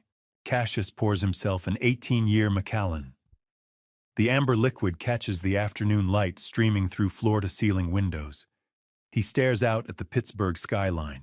He built his empire on reading people, on spotting integrity versus performance, on separating substance from polish. Lamar had seemed golden, articulate, ambitious, family-oriented, always talking about supporting his wife's father, about making sure the old man was taken care of. But now the data contradicts the story. Cassius thinks of his own estranged daughter. They have not spoken in 6 years. He wonders if he misjudged Lamar's character, because Lamar reflected what Cassius wanted to see: a son figure to mentor the child he lost when his daughter stopped taking his calls. The whiskey tastes like expensive regret. He picks up his phone, dials a number he found in the investigator's report. I leave Belinda's office at 2:30 p.m.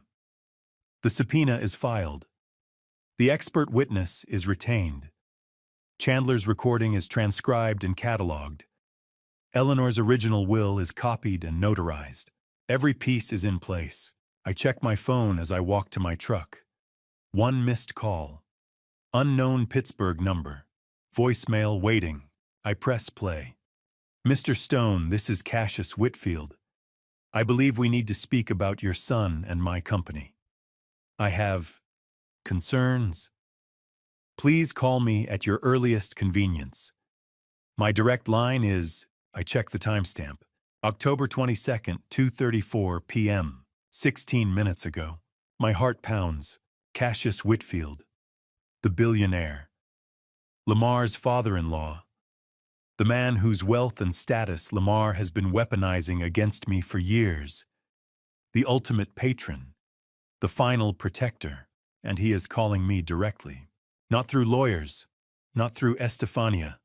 Not through corporate channels. Man to man. I stare at the phone number on my screen.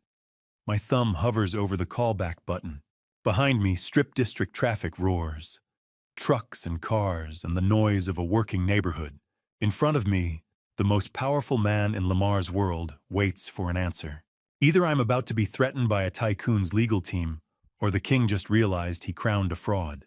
I press call. The phone rings twice before Cassius Whitfield answers. His voice is measured professional, the tone of a man who built empires by reading people. Hello, Mr. Stone, I will be direct. I know about your warehouse property. I know my son-in-law told me you were financially dependent on his charity. One of those facts makes the other a lie, and I do not tolerate liars in my family or my business. We talk for 18 minutes.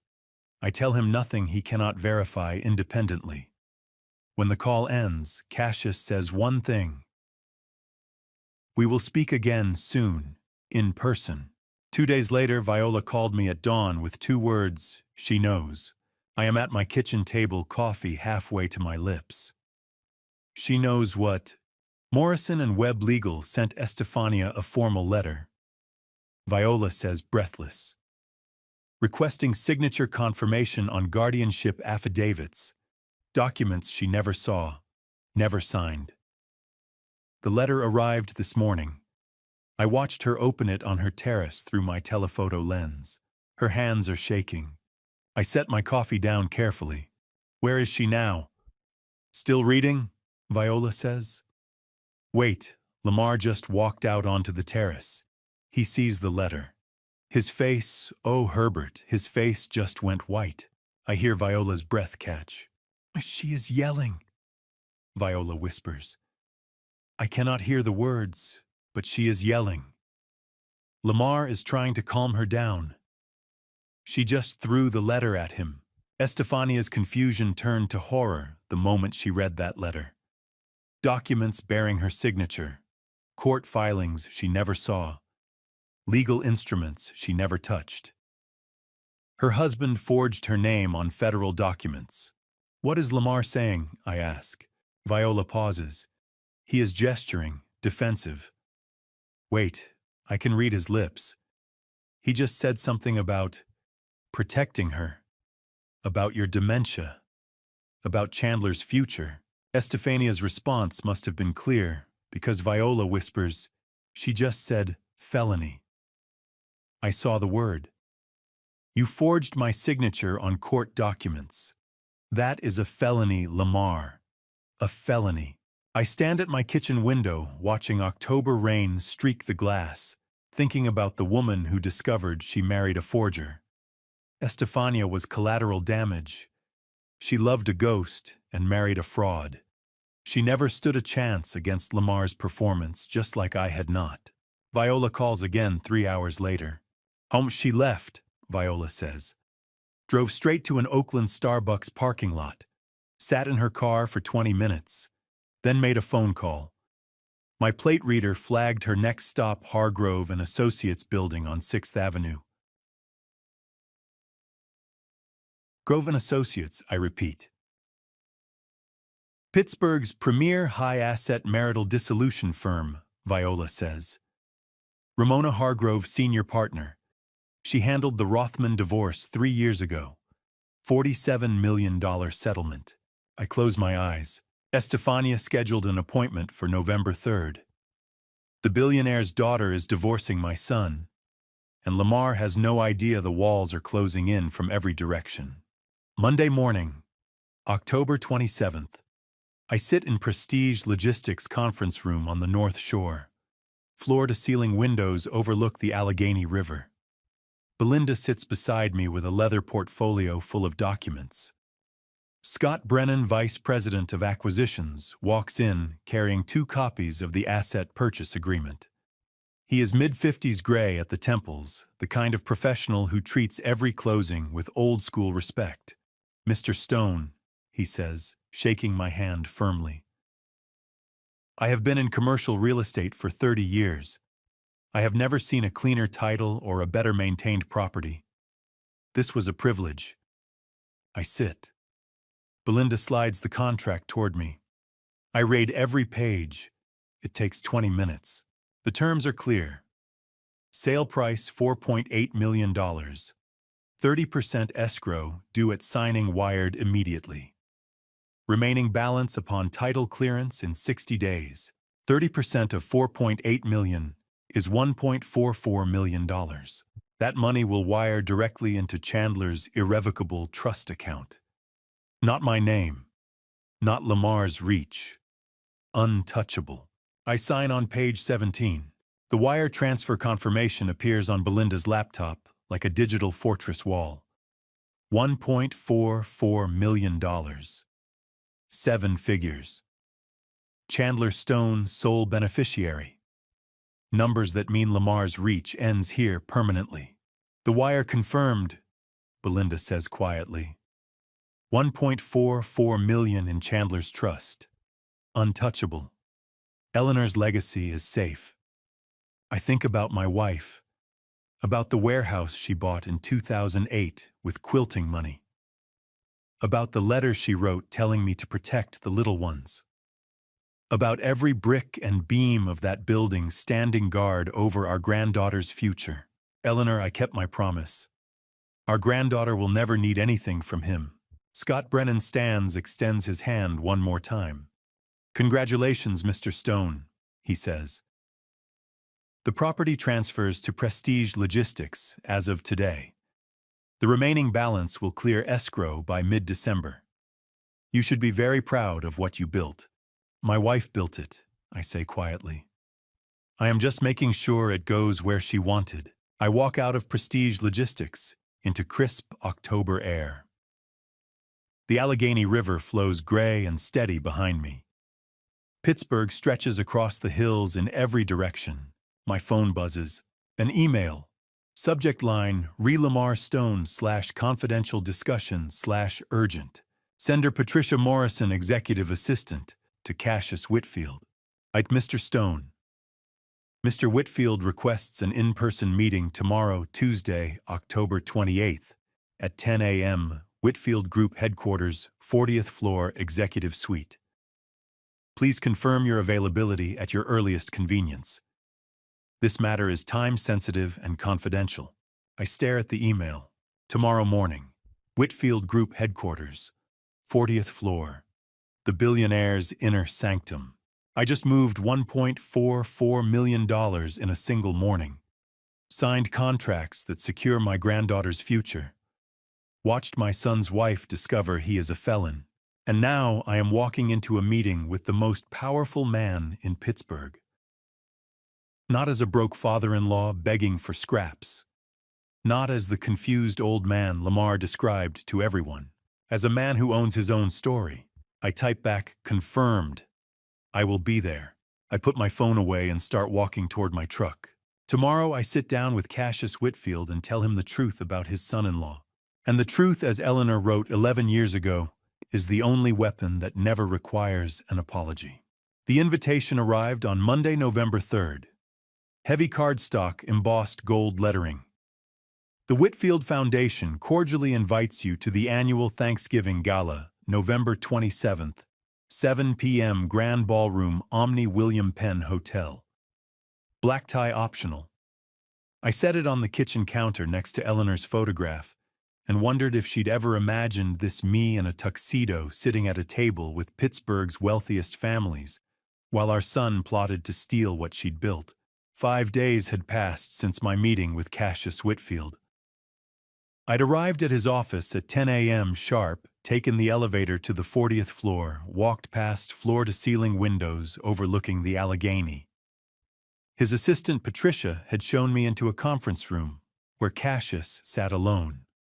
No lawyers, no advisors, just a 73-year-old billionaire who'd asked one question.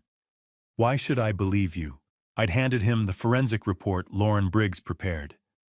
23 forged signatures, $47,000 stolen across 18 months. The forged power of attorney Lamar used trying to sell Eleanor's warehouse. The guardianship petition listing Estefania's signature that she'd never signed. Because your daughter didn't know, I said. And when she finds out, she'll need you. Cassius had studied the documents for 11 minutes without speaking. Then he'd looked up. What do you want from me? Nothing, I said. I want you to know the truth before the court hearing. That's all. He'd walked me to the door himself. Shook my hand. The Foundation Gala is November 27th. You'll receive an invitation. I'd appreciate you attending. Not a request, an alliance. Now I had the proof in cardstock and gold leaf. Tuesday afternoon, I was replacing a sink trap at the Lawrenceville duplex when Belinda called. Estefania Whitfield just retained Hargrove and Associates, she said. Ramona Hargrove handles high-asset divorces exclusively. She doesn't take cases under $2 million. I tightened the slip nut tested for leaks. How do you know? Because Ramona called me this morning asking if we'd share discovery on the forgery evidence, Belinda said. Estefania saw the Morrison and Webb letter about the guardianship petition. She connected the dots. I dried my hands on my work pants. What did you tell her? Oh, that I'd discuss it with my client, Belinda said. Herbert, this is good for us. If Estefania files first, Lamar loses his credible witness. The court won't believe a son whose wife is divorcing him over fraud. She has children, I said. This will hurt them. So Lamar hurt them, Belinda said quietly. You're just the one who refused to pretend otherwise. Wednesday morning, I drove to the south side for my security shift. Leland was waiting by the loading dock, 2 coffees in hand. You look tired, he said. 5 jobs, I said. 67 years old. You do the math. He handed me the coffee. My daughter called yesterday, asked if I knew Herbert Stone. Leland had worked fraud investigation for 32 years before retiring. His daughter was a paralegal at Morrison and Webb. What did you tell her? That you're the most honest man I've ever met, Leland said. And that if your son filed guardianship papers, there's more to the story. He sipped his coffee. She said the petition lists cognitive decline, fall risk, financial mismanagement. She said Lamar's attorney has hospital records, incident reports, witness statements. Weezal, he has a TikTok video of me tripping over a hose, I said. And a warehouse manager who wouldn't lie for him. She also said Estefania came into the office Monday, Leland said. Wanted to see the guardianship file. When she saw her signature on the consent form, she went pale, asked for copies of everything, left without saying a word. I watched a delivery truck back into the bay. She didn't sign it. When I know, Leland said. So does she now. That afternoon, Viola Lockwood called. I need to tell you something, she said. I met Estefania this morning. At Frick Park. I sat down in my truck. You reached out to her. She reached out to me, Viola said. Someone gave her my number. She wanted to know about the fake social worker, about Lamar's visits, about you. Viola's voice softened. Herbert, I told her everything. About the groceries you bought Lamar in college. The car you fixed so he could get to his first job. The tuition you paid when his scholarship didn't cover summer classes. The hospital bills from Eleanor's cancer that you're still paying off. Viola? She didn't know, Viola said. She thought you were wealthy. She thought Lamar supported himself through school. She thought the warehouse was something Eleanor inherited, not something you both built. Viola paused. She cried Herbert, right there on the park bench. She said, he told me his father was selfish. He told me his father never helped him. He told me his father didn't deserve anything. I closed my eyes. 18 years of Lamar's marriage, and Estefania had believed a story that turned me into the villain of my own sacrifice. What did you tell her? I asked. The truth, Viola said. That you're the best father Lamar never deserved. I sat in the truck for 20 minutes after we hung up. The invitation was still on my passenger seat. The Whitfield Foundation Annual Thanksgiving Gala. 7 p.m., black tie optional. Eleanor used to say, the truth didn't need defending it, just needed witnessing. I'd spent 6 weeks gathering evidence, recruiting allies, protecting assets. I'd signed away everything we built to keep it from Lamar's hands. I'd worked myself to exhaustion to afford the fight he'd started. Now his wife knew the cost of his lies. I picked up the invitation. November 27th, 3 weeks away. By then the court hearing would be over, the forensic evidence submitted, the bank records subpoenaed. By then Estefania would have filed divorce papers or decided to stand by the man who'd forged her signature. By then I'd know if the truth was enough. My phone buzzed. Text message from Belinda, emergency hearing moved up. Judge Carrington wants both parties in chambers, Friday, November 7th, 9 a.m. Lamar's attorney filed motion to accelerate based on immediate danger to Ward. 4 days. They were coming faster now. Zephyr Perkins recognized the law firm's name the second he scanned the delivery address, Morrison and Webb Legal, Northside, Pittsburgh. Same outfit Herbert had mentioned 3 weeks ago when Zephyr stopped by to apologize for the TikTok video that went viral.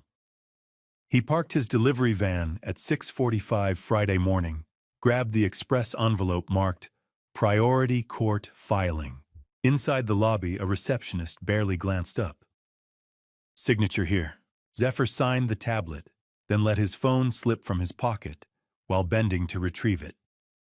2 seconds, camera angled at the delivery ledger open on the counter.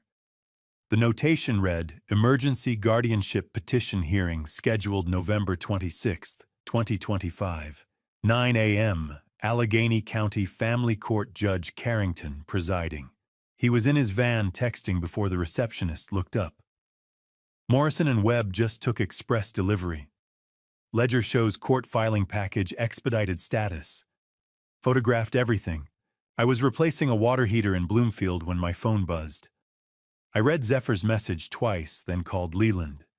He's timing the guardianship filing to Thanksgiving week, I said. The gala announcement and the court action synchronized. Leland's voice went flat the way it used to when he worked fraud cases. Malice aforethought documented. This gives us premeditation for fraud charges. Meet me at the Northside Diner in 30 minutes. I finished connecting the pressure relief valve, tested for leaks, collected my $75, and drove. The diner booth smelled like burnt coffee and 40 years of bacon grease. Leland spread Zephyr's photographs across Formica, scarred by decades of truck drivers' elbows, evidence laid out where working people eat breakfast, not corporate boardrooms. The timestamp on the delivery ledger read 6:47 a.m. The court docket notation confirmed what I'd already guessed. November 26th, hearing November 27th, gala, Leland said. He wants the judge's signature before the champagne toast. I stared at the photograph.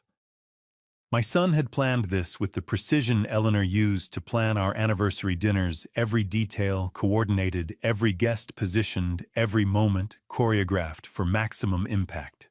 He's not just stealing my granddaughter, I said. He's staging a public execution. Leland poured sugar into coffee that didn't need it. We file counter-petition November 18th. Bank fraud evidence signature forgery witness testimony. Belinda's briefs will hit like a freight train. He looked up. Herbert, you understand what he's attempting. He gets guardianship declared the day before Thanksgiving, then stands up at the Whitfield Foundation Gala in front of 200 of Pittsburgh's wealthiest families and announces he's taken legal custody of his cognitively impaired father. Estefania's family applauds his filial devotion. Cassius Whitfield shakes his hand. The society pages print it Sunday morning. While I'm legally incompetent to contest it, I said. While you're legally incompetent to do anything, Leland said. Can't hire attorneys, can't access bank accounts, can't make medical decisions. He controls Chandler, controls the guardianship, controls the narrative. Leland pushed the photographs toward me. Except he doesn't know about the forensic accountant, the signature analysis, the warehouse sale, or the 43-minute recording his daughter made. I picked up my coffee. It had gone cold. Belinda files November 18th, Leland said. That gives Lamar 8 days to prepare a defense for 23 counts of forgery and $47,000 in documented theft. Judge Carrington will have our evidence packet 72 hours before the hearing. What if the judge doesn't read it? Then Belinda stands up November 26th and asks the court to admit Exhibit A through Exhibit R into evidence. Leland said. Lamar's attorney will object. The judge will overrule, and your son will realize his choreography just collapsed. I drove toward Squirrel Hill, thinking about calendars. 12 days until Thanksgiving. 12 days until Lamar tried to crown himself in front of 200 witnesses who didn't know they were attending an execution that had already been canceled. Eleanor used to mark important dates with red pen on the kitchen calendar. Our anniversary, Lamar's birthday. The day we signed the warehouse lease. She'd believed in commemorating things, the good and the bad both. I wondered what color pen she'd use for November 26th. Saturday afternoon, I picked up Chandler for our weekend visitation. Estefania met me at the door, face carefully neutral. 4 o'clock, she said. Not a minute later, Chandler climbed into my truck carrying her stuffed elephant. We drove to the public park near the synagogue, the one with swings that didn't squeak. November wind scattered leaves across empty playground equipment. I pushed her on the swing for 10 minutes, steady rhythm, her laughter bright against gray sky. Then she dragged her feet in the wood chips, stopped moving, turned to look at me with eyes exactly like Eleanor's. Grandpa. Why does Daddy tell everyone you can't remember things? Her voice was serious, no child's uncertainty. You remember everything. I knelt in the wood chips at her eye level. What do you mean, sweetheart? You remember my exact birthday, Chandler said. June 14th. You remember my favorite colors, purple and silver. You remember my first grade teacher's name was Mrs. Kowalski. You remember everything. The wind cut through my jacket. I reached for her small hands. I remember everything, I said. I will always remember you. Chandler nodded with 9-year-old gravity that broke something in my chest. I know, she said quietly. That's why I kept the recording for you. I pulled her into an embrace while November wind swept across the empty playground, carrying the smell of dying leaves and approaching winter. She wrapped her arms around my neck and whispered against my shoulder, I chose you, Grandpa.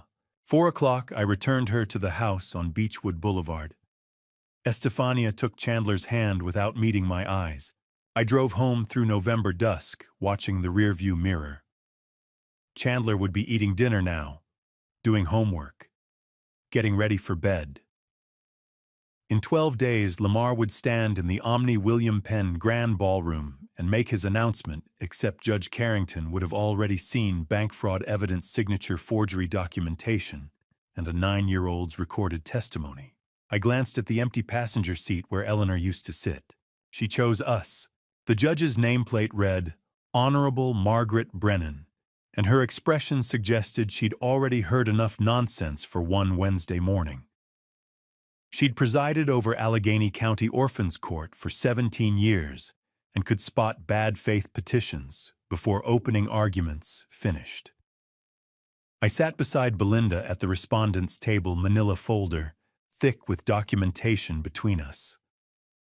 Across the aisle, Lamar sat with Morrison's senior partner at Morrison and Webb Legal, who specialized in high-stakes guardianship cases and rarely lost, except he was about to. Mr. Morrison, Judge Brennan said, your emergency petition cites cognitive decline, fall risk, and financial mismanagement, yet the hearing was originally scheduled for November 26th. What changed? Morrison stood adjusting his tie. New evidence came to light regarding immediate danger to the proposed ward, Your Honor. We felt compelled to accelerate. Ms. Phelps, Judge Brennan cut him off.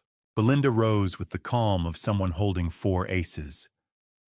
Your Honor, the petitioner claims cognitive impairment, while the evidence shows systematic financial fraud. Mr. Stone's mental acuity isn't the question, his son's criminal intent is. She slid the first exhibit across the bench. Neurological evaluation, dated November 10th, signed by Dr. Raymond Cole at Allegheny General. Cognitive function, normal. Memory assessment, excellent. Recommendation, no limitations. The petitioner also claims financial mismanagement, Belinda continued. Yet Mr. Stone maintains perfect credit, pays all obligations on time, and recently executed a sophisticated irrevocable trust protecting his minor granddaughter's inheritance. Exhibit B, credit report pristine. Exhibit C, trust documents notarized and filed. Your Honor, I'd like to call Harry Sutton to testify. Harry had worked alongside me for 23 years in the Pittsburgh steel mills and still met me for coffee every Thursday without fail. He took the witness stand in his good khakis, work-calloused hands, steady on the Bible. Mr. Sutton, how long have you known Herbert Stone? 23 years in the mills, and we've been friends ever since, Harry said. Have you observed any cognitive decline, memory loss, or impaired judgment?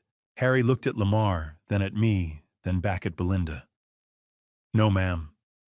Herbert remembers things I forgot I told him. Last Thursday, he reminded me about my grandson's baseball tournament I'd completely spaced on. One more question, Belinda said. Does Mr. Stone require assistance managing his daily affairs? He works 5 jobs, Harry said. I'm retired and I can barely keep up with him. Judge Brennan made a note. Morrison shifted in his seat. Belinda returned to our table, pulled out the forensic analysis. Your Honor, the true motive for this petition isn't protection, it's concealment.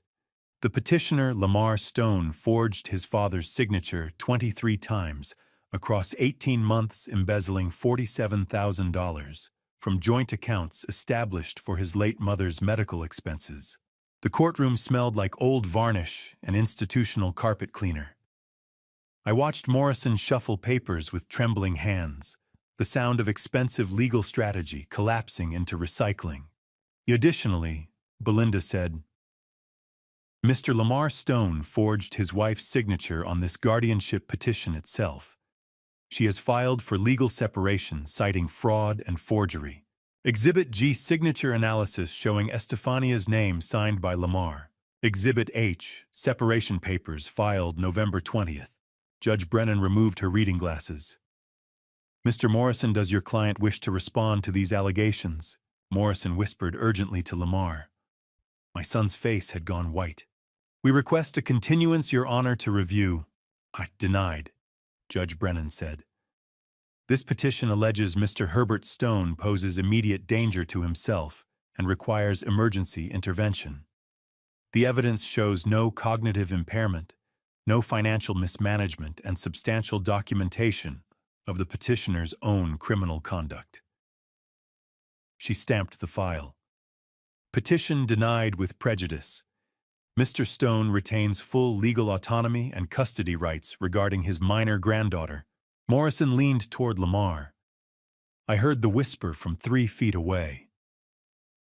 With prejudice means we can't refile, it's over. I walked out of the courthouse at 11:15 Wednesday morning. The guardianship weapon Lamar had built over 6 weeks had been destroyed in 40 minutes.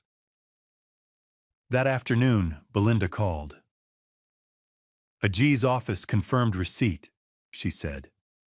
They're opening formal investigation into the bank fraud and embezzlement. FBI Pittsburgh field office is reviewing the interstate wire transfers from the warehouse sale attempt. I sat in my truck outside the Lawrenceville duplex, where I'd just fixed a furnace. They already have the evidence. Delivered Monday, Belinda said. Your civil case and the criminal investigation are parallel tracks now. What happens Thursday at the gala is separate, but law enforcement already knows everything Lamar tried to hide. Thursday, I received a text message from Cassius Whitfield. I won't be at Thanksgiving dinner. My presence would complicate your moment. But my statement is filed with your attorney. Good luck, Herbert. I stared at the message for 5 minutes. A billionaire I'd met once had chosen to believe a 74-year-old maintenance man over his own son-in-law. Friday, Estefania's separation papers became public record. I learned this from Viola, who heard it from her sister whose daughter worked at the courthouse. Saturday, I worked all 5 jobs. Sunday, I went to early mass and lit a candle for Eleanor. Monday, I bought a new shirt for Wednesday's gala. Tuesday, I ironed my only suit. Wednesday evening, Leland and Viola arrived at my kitchen at 6 p.m. I'd made stew, 3 ingredients, nothing fancy. We sat around the worn wooden table Eleanor and I bought at a yard sale in 1981. Leland set the master evidence folder on the table. 1 copy to the AG, 1 to FBI, 1 in your pocket. Everything documented, everything duplicated. The stew bubbled on my ancient stove, filling the kitchen with warmth. No complexity, no performance, just what it claimed to be. Everything Lamar never understood about integrity. Tomorrow you walk into that ballroom, Viola said, and you tell the truth. That's all Eleanor ever asked, just tell the truth. Leland lifted his tea mug. To Eleanor, we drank in silence. Outside the window, first snow began dusting Pittsburgh's November darkness. They left at 8. I washed dishes at the sink, watching snowflakes catch streetlight. The evidence folder sat on the table in its manila envelope, 147 pages, that would turn the Omni William Penn Grand Ballroom into something Lamar never anticipated. Eleanor's photograph watched from the counter. 7 years she'd been gone. 7 years of working 5 jobs to pay her medical bills while our son planned to steal what we'd built. Tomorrow, I'd walk into 200 Pittsburgh elite in cocktail attire and tell them the truth she never got to hear, that our son was a thief, that his wife was leaving him, that I'd protected our granddaughter from his greed. Tomorrow, the truth got spoken in front of witnesses. I dried the last bowl folded, the dish towel turned off the kitchen light. Tomorrow, I walked into the Omni William Penn Grand Ballroom at exactly 6 o'clock, wearing my only suit and carrying 30 years of truth in a manila envelope. Crystal chandeliers cast warm light across 200 Pittsburgh elite in black tie attire, champagne flutes, catching reflections like promises. A string quartet tuned in the corner. The air hummed with wealth and anticipation. Eleanor, I walked into ballrooms with you for 40 years. Tonight I walk in alone, but you're here anyway. I spotted Lamar across the room in a bespoke tuxedo that probably cost what I made in 3 months. He was laughing with a group of investors, hand gestures, expansive teeth, white against his tan. Then he saw me. His smile froze for half a second, pure panic flashing across his face like lightning before smoothing into something worse. Predatory confidence. He thought I'd come alone and broken perfect for the humiliation he'd planned. I accepted a glass of water from a passing server and surveyed the room. The head table displayed place cards in elegant calligraphy. I counted the seats. Cassius Whitfield's name sat at the center position, flanked by family, but the chair remained empty, pulled back as if waiting for someone who would never arrive. The billionaire chose his side by not choosing a seat. Anyone watching closely would read that absence like a headline. Pittsburgh's wealthiest patriarch doesn't skip his own foundation's Thanksgiving gala without reason. The empty chair spoke louder than any statement. I touched the envelope inside my jacket. 147 pages. Everything documented. Everything true. Indicium, Herbert. Lamar's voice carried across 15 feet of marble floor. He approached with arms extended like we were old friends reuniting. I'm so glad you made it. Come, there are people I want you to meet. He steered me toward a circle of investors near the bar. I recognized the type-tailored suits, confident postures, the particular ease of people who'd never worried about grocery money. Shows everyone this is Herbert, Lamar said with warmth that would have sounded genuine to anyone who didn't know better. An old friend who worked as our live-in handyman and helper years ago. Very dedicated to the family. The ballroom smelled like expensive perfume, fresh-cut flowers, and ambition. 200 people who measured success in board seats and square footage, watching a man in a 15-year-old suit shake hands like he belonged here. Because I did. Douglas Merchant extended his hand first. He ran Merchant Capital, Pittsburgh's third-largest private equity fund, and treated everyone from janitors to CEOs with the same measured courtesy. Pleasure to meet you, Herbert. Likewise, I said, meeting his eyes. Patricia Kingsley stood beside him, sharp-eyed and direct. She'd developed half of Pittsburgh's North Shore waterfront and respected builders more than bankers. What kind of work do you do now, Herbert?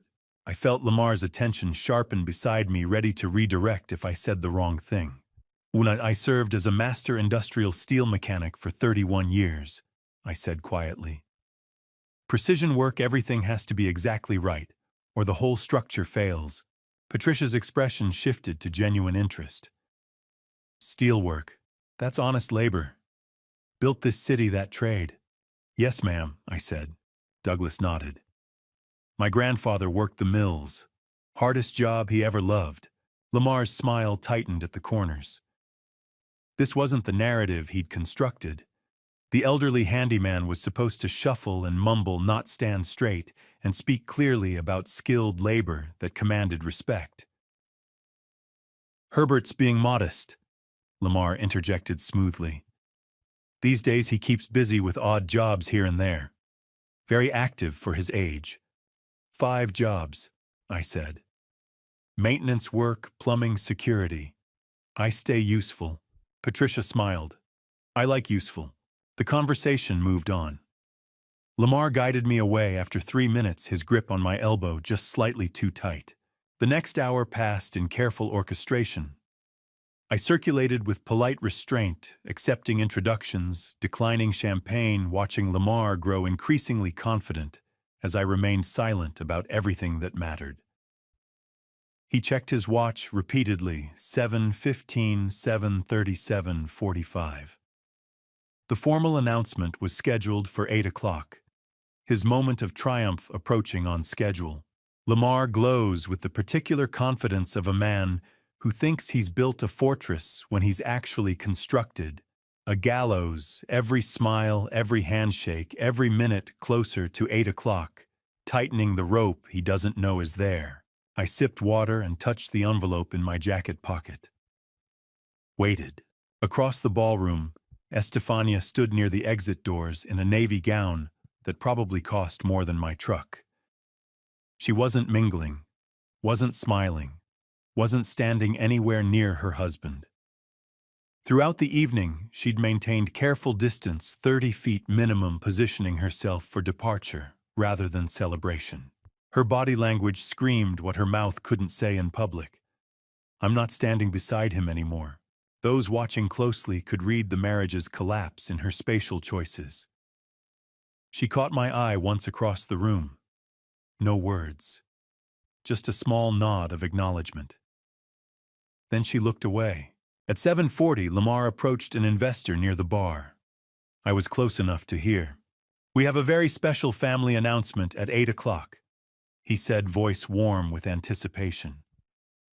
Something I've been working toward for years. Looking forward to it, the investor said. Lamar turned, scanning the room, until he found me standing near a decorative column. Our eyes met. He smiled, genuine pleasure lighting his face. He thought I was defeated. Thought I'd come to this glittering ballroom to witness my own humiliation in silence. Thought 30 years of patience meant I'd forgotten how to fight. He was so certain I was broken that he couldn't see I was just waiting for the microphone. I stood 20 feet from the raised platform where the foundation's chairman would make opening remarks before turning the microphone over to featured speakers. Lamar had arranged to speak second. Prime position, maximum audience attention. I touched the envelope one more time.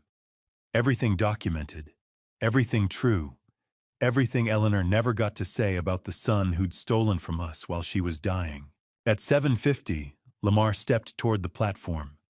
He picked up a silver spoon, tapped it against a crystal champagne flute. The sharp ringing cut through conversation like a blade. 200 faces turned toward him. He smiled, radiant and victorious, and raised the microphone to his lips. I stood 20 feet away, manila envelope folded inside my jacket, watching my son prepare to announce the beginning of his own ending. Lamar's voice was mid-sentence. I'm proud to announce our family's next chapter, when I stood up from the corner table and started walking toward the stage. 200 faces turned. The string quartet's music faltered, stopped.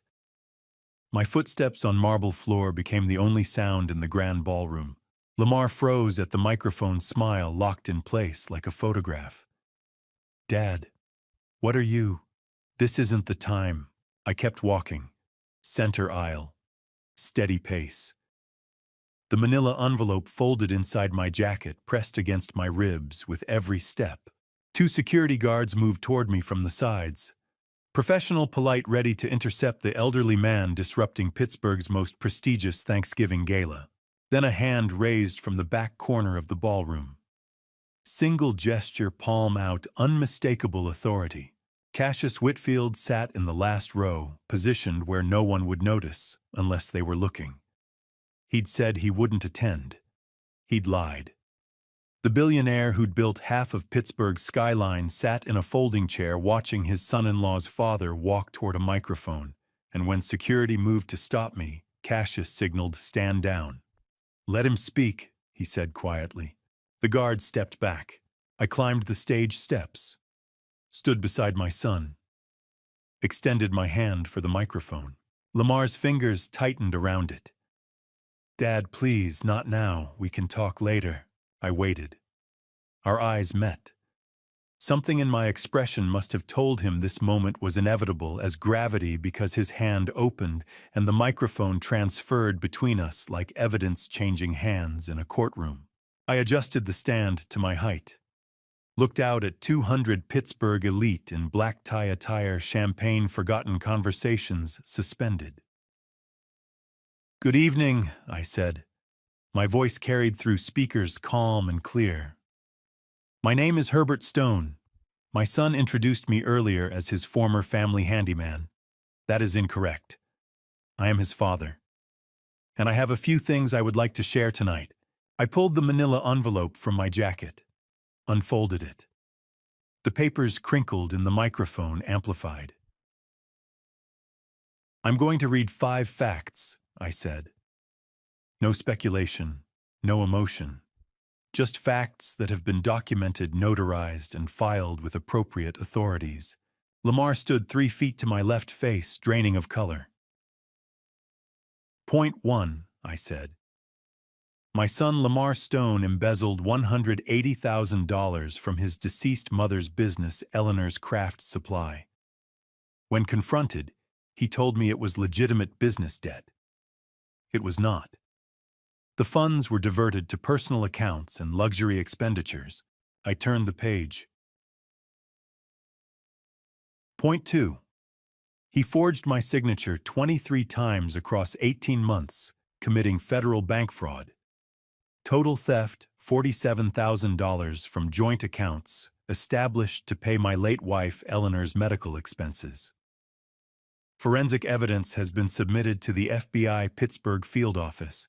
Somewhere in the audience, a champagne flute slipped from nerveless fingers and shattered on marble, the crack like a gunshot.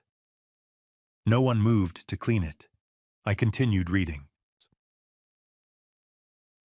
Point 3. He forged his wife Estefania's signature on a fraudulent guardianship petition, claiming I was cognitively impaired and required legal supervision. The petition was heard by Judge Margaret Brennan in Allegheny County Orphans Court on November 19th. It was dismissed with prejudice. I could hear breathing now. 200 people inhaling and exhaling in synchronized silence. Point 4. All family assets, including property accounts and business interests. My late wife Eleanor and I built over 43 years of marriage have been transferred to an irrevocable trust, protecting my 9-year-old granddaughter Chandler Stone. These assets cannot be accessed, controlled, or claimed by anyone except the designated trustee acting in Chandler's interest. My voice stayed flat. Weather report, grocery list. The absence of rage made every word land harder. Point 5. The commercial warehouse property at Eleanor's Craft Supply, valued at $4.8 million, was sold on October 27th to Prestige Logistics. Proceeds were immediately wired to Chandler's shielded trust account. My son attempted to sell this property 3 weeks earlier using a forged power of attorney. That sale was blocked. I folded the papers. The sound echoed through perfect silence. The ballroom's crystal chandeliers burned steady overhead, throwing light on 200 faces frozen in identical expressions, the look people wear when they realize they're witnessing something that will be repeated in Pittsburgh whispers for decades. "These are the facts," I said. "Everything I've stated is documented. Copies have been provided to the Pennsylvania Attorney General's Office, the FBI, and my attorney Belinda Phelps of Northside Legal Services. I came here tonight because my son planned to make an announcement about me. I thought you should hear the truth first." I set the microphone flat on the podium. The hollow thunk resonated through speakers. Lamar stood beside me, mouth opening and closing soundlessly, hands trembling. His face had gone ash gray. The man who'd worked this room an hour ago with confident handshakes and expansive gestures now looked like someone watching their own execution. "That's not, he's confused, this is—" His voice cracked, barely audible without the microphone. I descended the stage steps. Didn't rush, didn't run, just walked with the same steady pace I'd used climbing them. The center aisle stretched before me. 200 frozen faces tracked my movement. I recognized Douglas Merchant in the third row, Patricia Kingsley beside him. Judge Margaret Brennan sat near the back, expression unreadable. Not one person spoke. "Eleanor," I told them everything. Near the exit, Estefania stood with tears streaming down her face, navy gown, dark against pale skin. As I passed, she stepped aside. Her voice came in a whisper, barely loud enough to hear.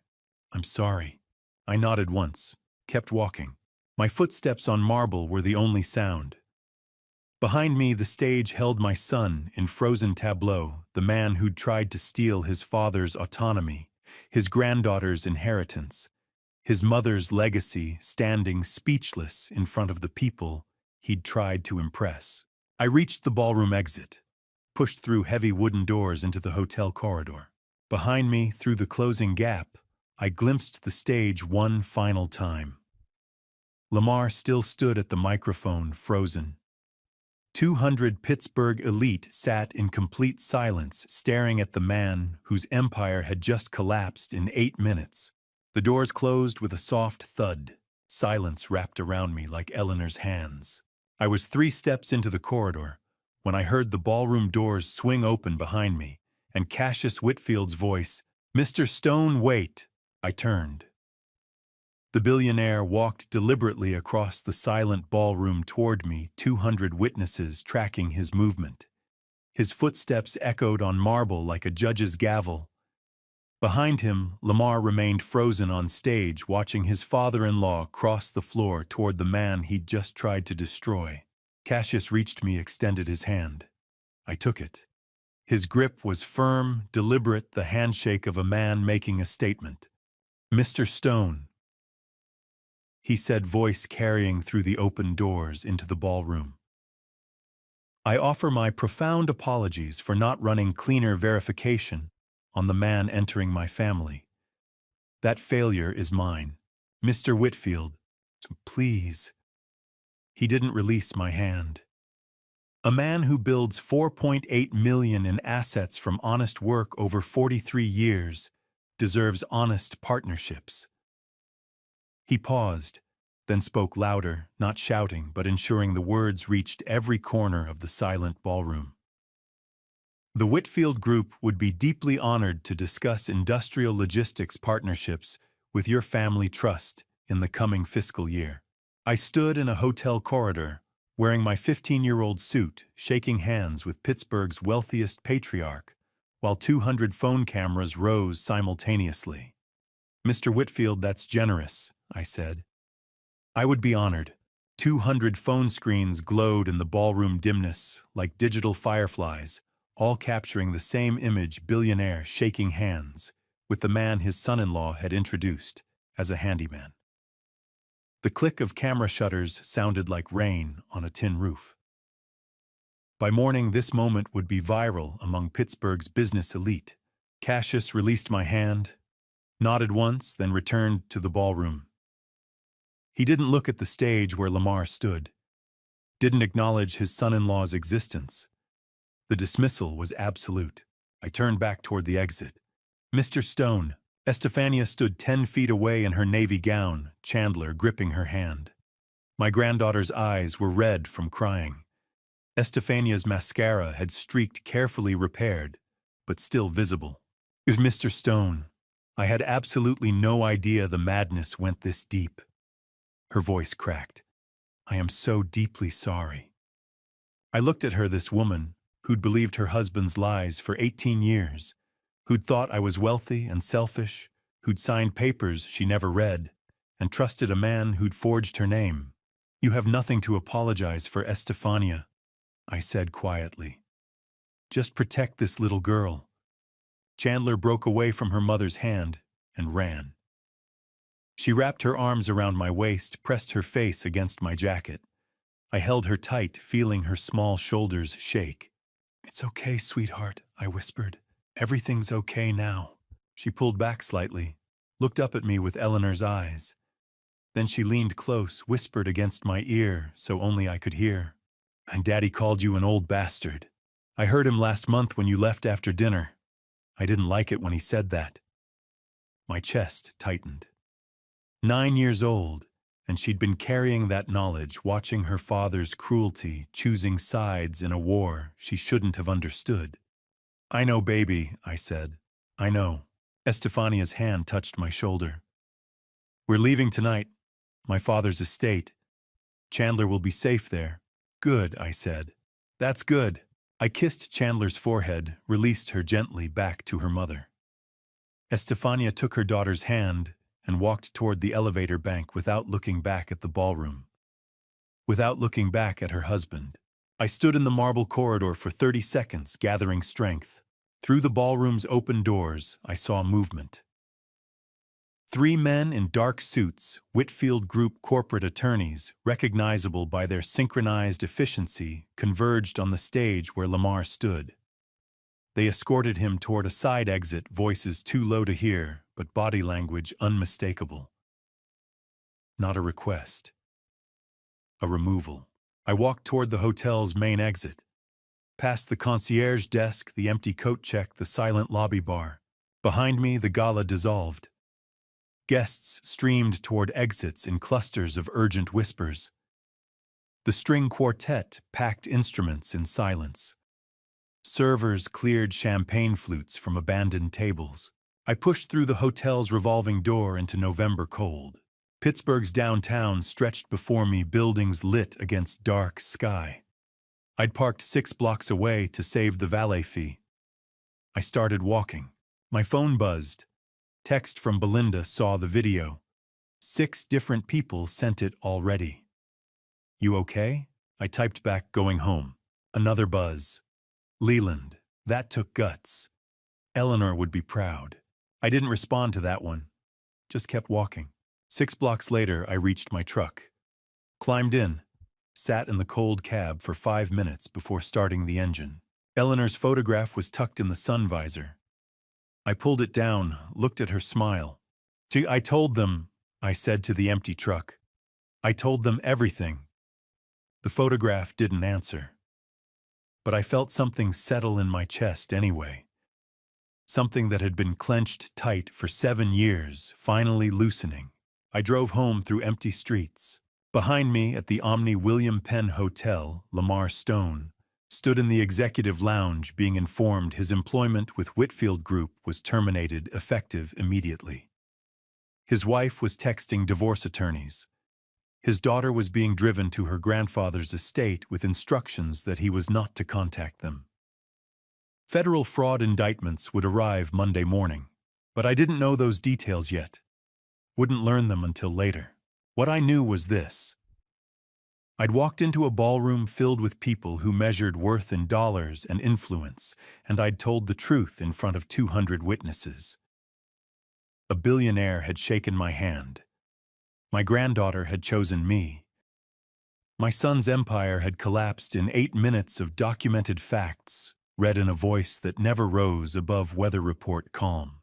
I parked in my usual spot behind the Squirrel Hill apartment building, climbed the stairs to my door, unlocked it, walked inside. The kitchen light was still on from this morning. Eleanor's photograph sat on the counter where I'd left it. The evidence folder, now empty, lay beside the sink. I filled a glass of water, drank it slowly, set it in the dish rack. My phone buzzed again. I ignored it. Outside, first snow continued falling on Pittsburgh. Inside, I sat at the kitchen table in the silence Eleanor and I had shared for 43 years, and I let myself feel what I hadn't allowed in the ballroom. Exhaustion, relief, grief, peace. Justice witnessed. The alarm didn't go off at 4:15 a.m., and for the first time in 3 years, I woke to daylight streaming through my kitchen window at 7 o'clock. I lay still for 30 seconds, disoriented, before remembering I'd turned it off last night. Turned off all 5 alarms. The delivery shift, the cleaning route, the plumbing calls, the warehouse rounds, none of them needed me this morning. I rose slowly joints, protesting less than usual. Brewed coffee by hand, measuring grounds the way Eleanor taught me, 2 tablespoons per cup, 1 extra for the pot. The kitchen filled with warmth while fresh snow blanketed the quiet street outside. My phone sat on the counter where I'd left it powered off since the gala. I pressed the button, watched the screen flicker to life. 47 text messages, 23 missed calls, all from Lamar. I opened the first message dated 11:42 p.m. Thanksgiving night. Dad, please. I am so sorry. Can we talk? I need to explain. I set the phone face down without reading further. 3 years of 4:15 a.m. alarms. 3 years of 5 jobs.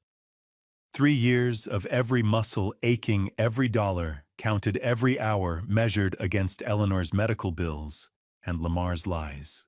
And now silence. I sipped my coffee, watched snowfall, and felt something I hadn't experienced since Eleanor died. Peace without guilt attached to it. Some apologies come too late to matter. December snow melted into January rain. January rain froze into February ice. 3 months passed like chapters closing, each one lighter than the last. My shoulders straightening as the weight of 5 jobs lifted one resignation at a time. Monday, December 1st, I visited 4 employers to resign. The delivery company first. Zephyr met me in the loading bay, young face serious. When I told him I was leaving, he extended his hand. You earned this retirement, sir," he said. "Earned it the hard way." The office building where I'd cleaned overnight. Diane supervised the crew and treated every janitor like family. She'd worked cleaning services for 32 years and knew the difference between people who saw through you and people who saw you.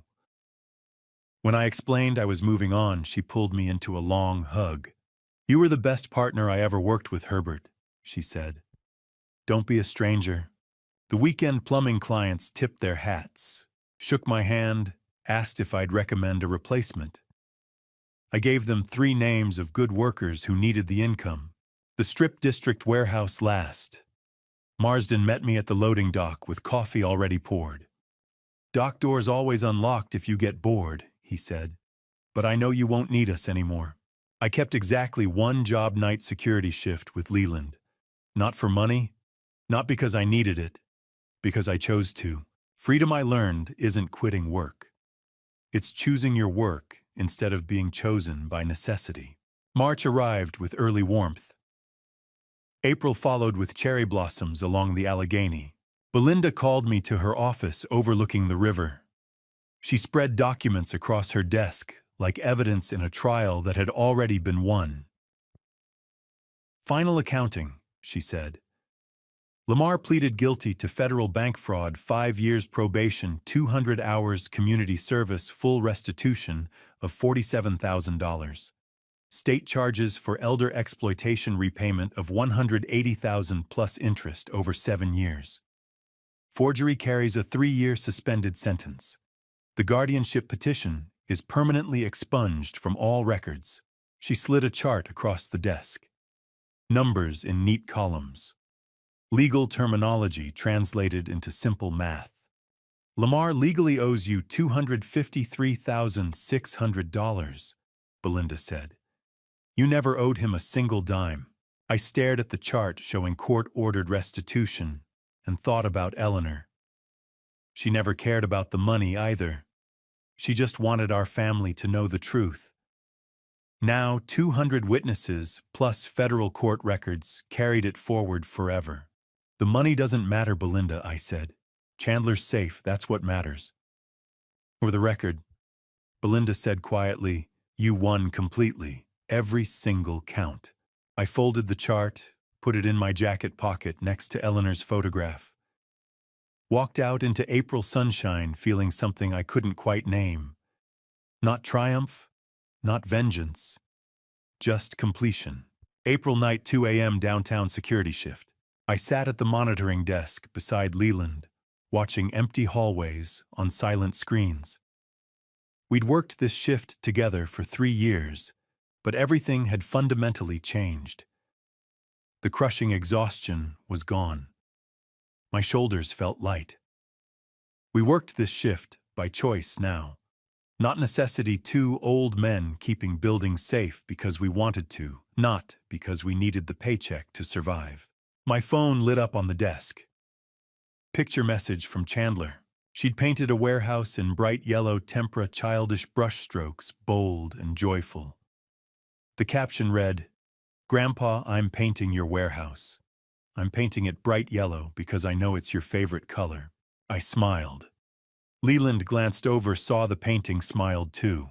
That kid is going to have a beautiful life," he said. "Yeah," I said. "She is." We sat in comfortable silence, monitoring screens, showing nothing but empty corridors and locked doors. Outside, Pittsburgh slept. Inside, 2 security guards kept watch over buildings that didn't need guarding, doing work that mattered not because it was important, but because they'd chosen it. I thought about Eleanor, about 43 years of marriage built on honesty and hard work. About Lamar, who'd tried to steal what we'd built and ended up with nothing but court-ordered debt, and a daughter who'd chosen her grandfather. About Chandler painting warehouses yellow in her mother's kitchen, protected by trusts and legal documents, and one old man's refusal to surrender.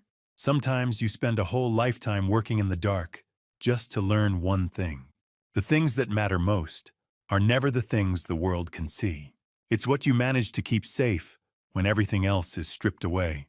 I set my phone down, Chandler's painting still glowing on the screen. Leland poured coffee from the thermos we shared. The security monitors cycled through empty hallways, quiet lobbies, locked doors. 2 a.m. in Pittsburgh.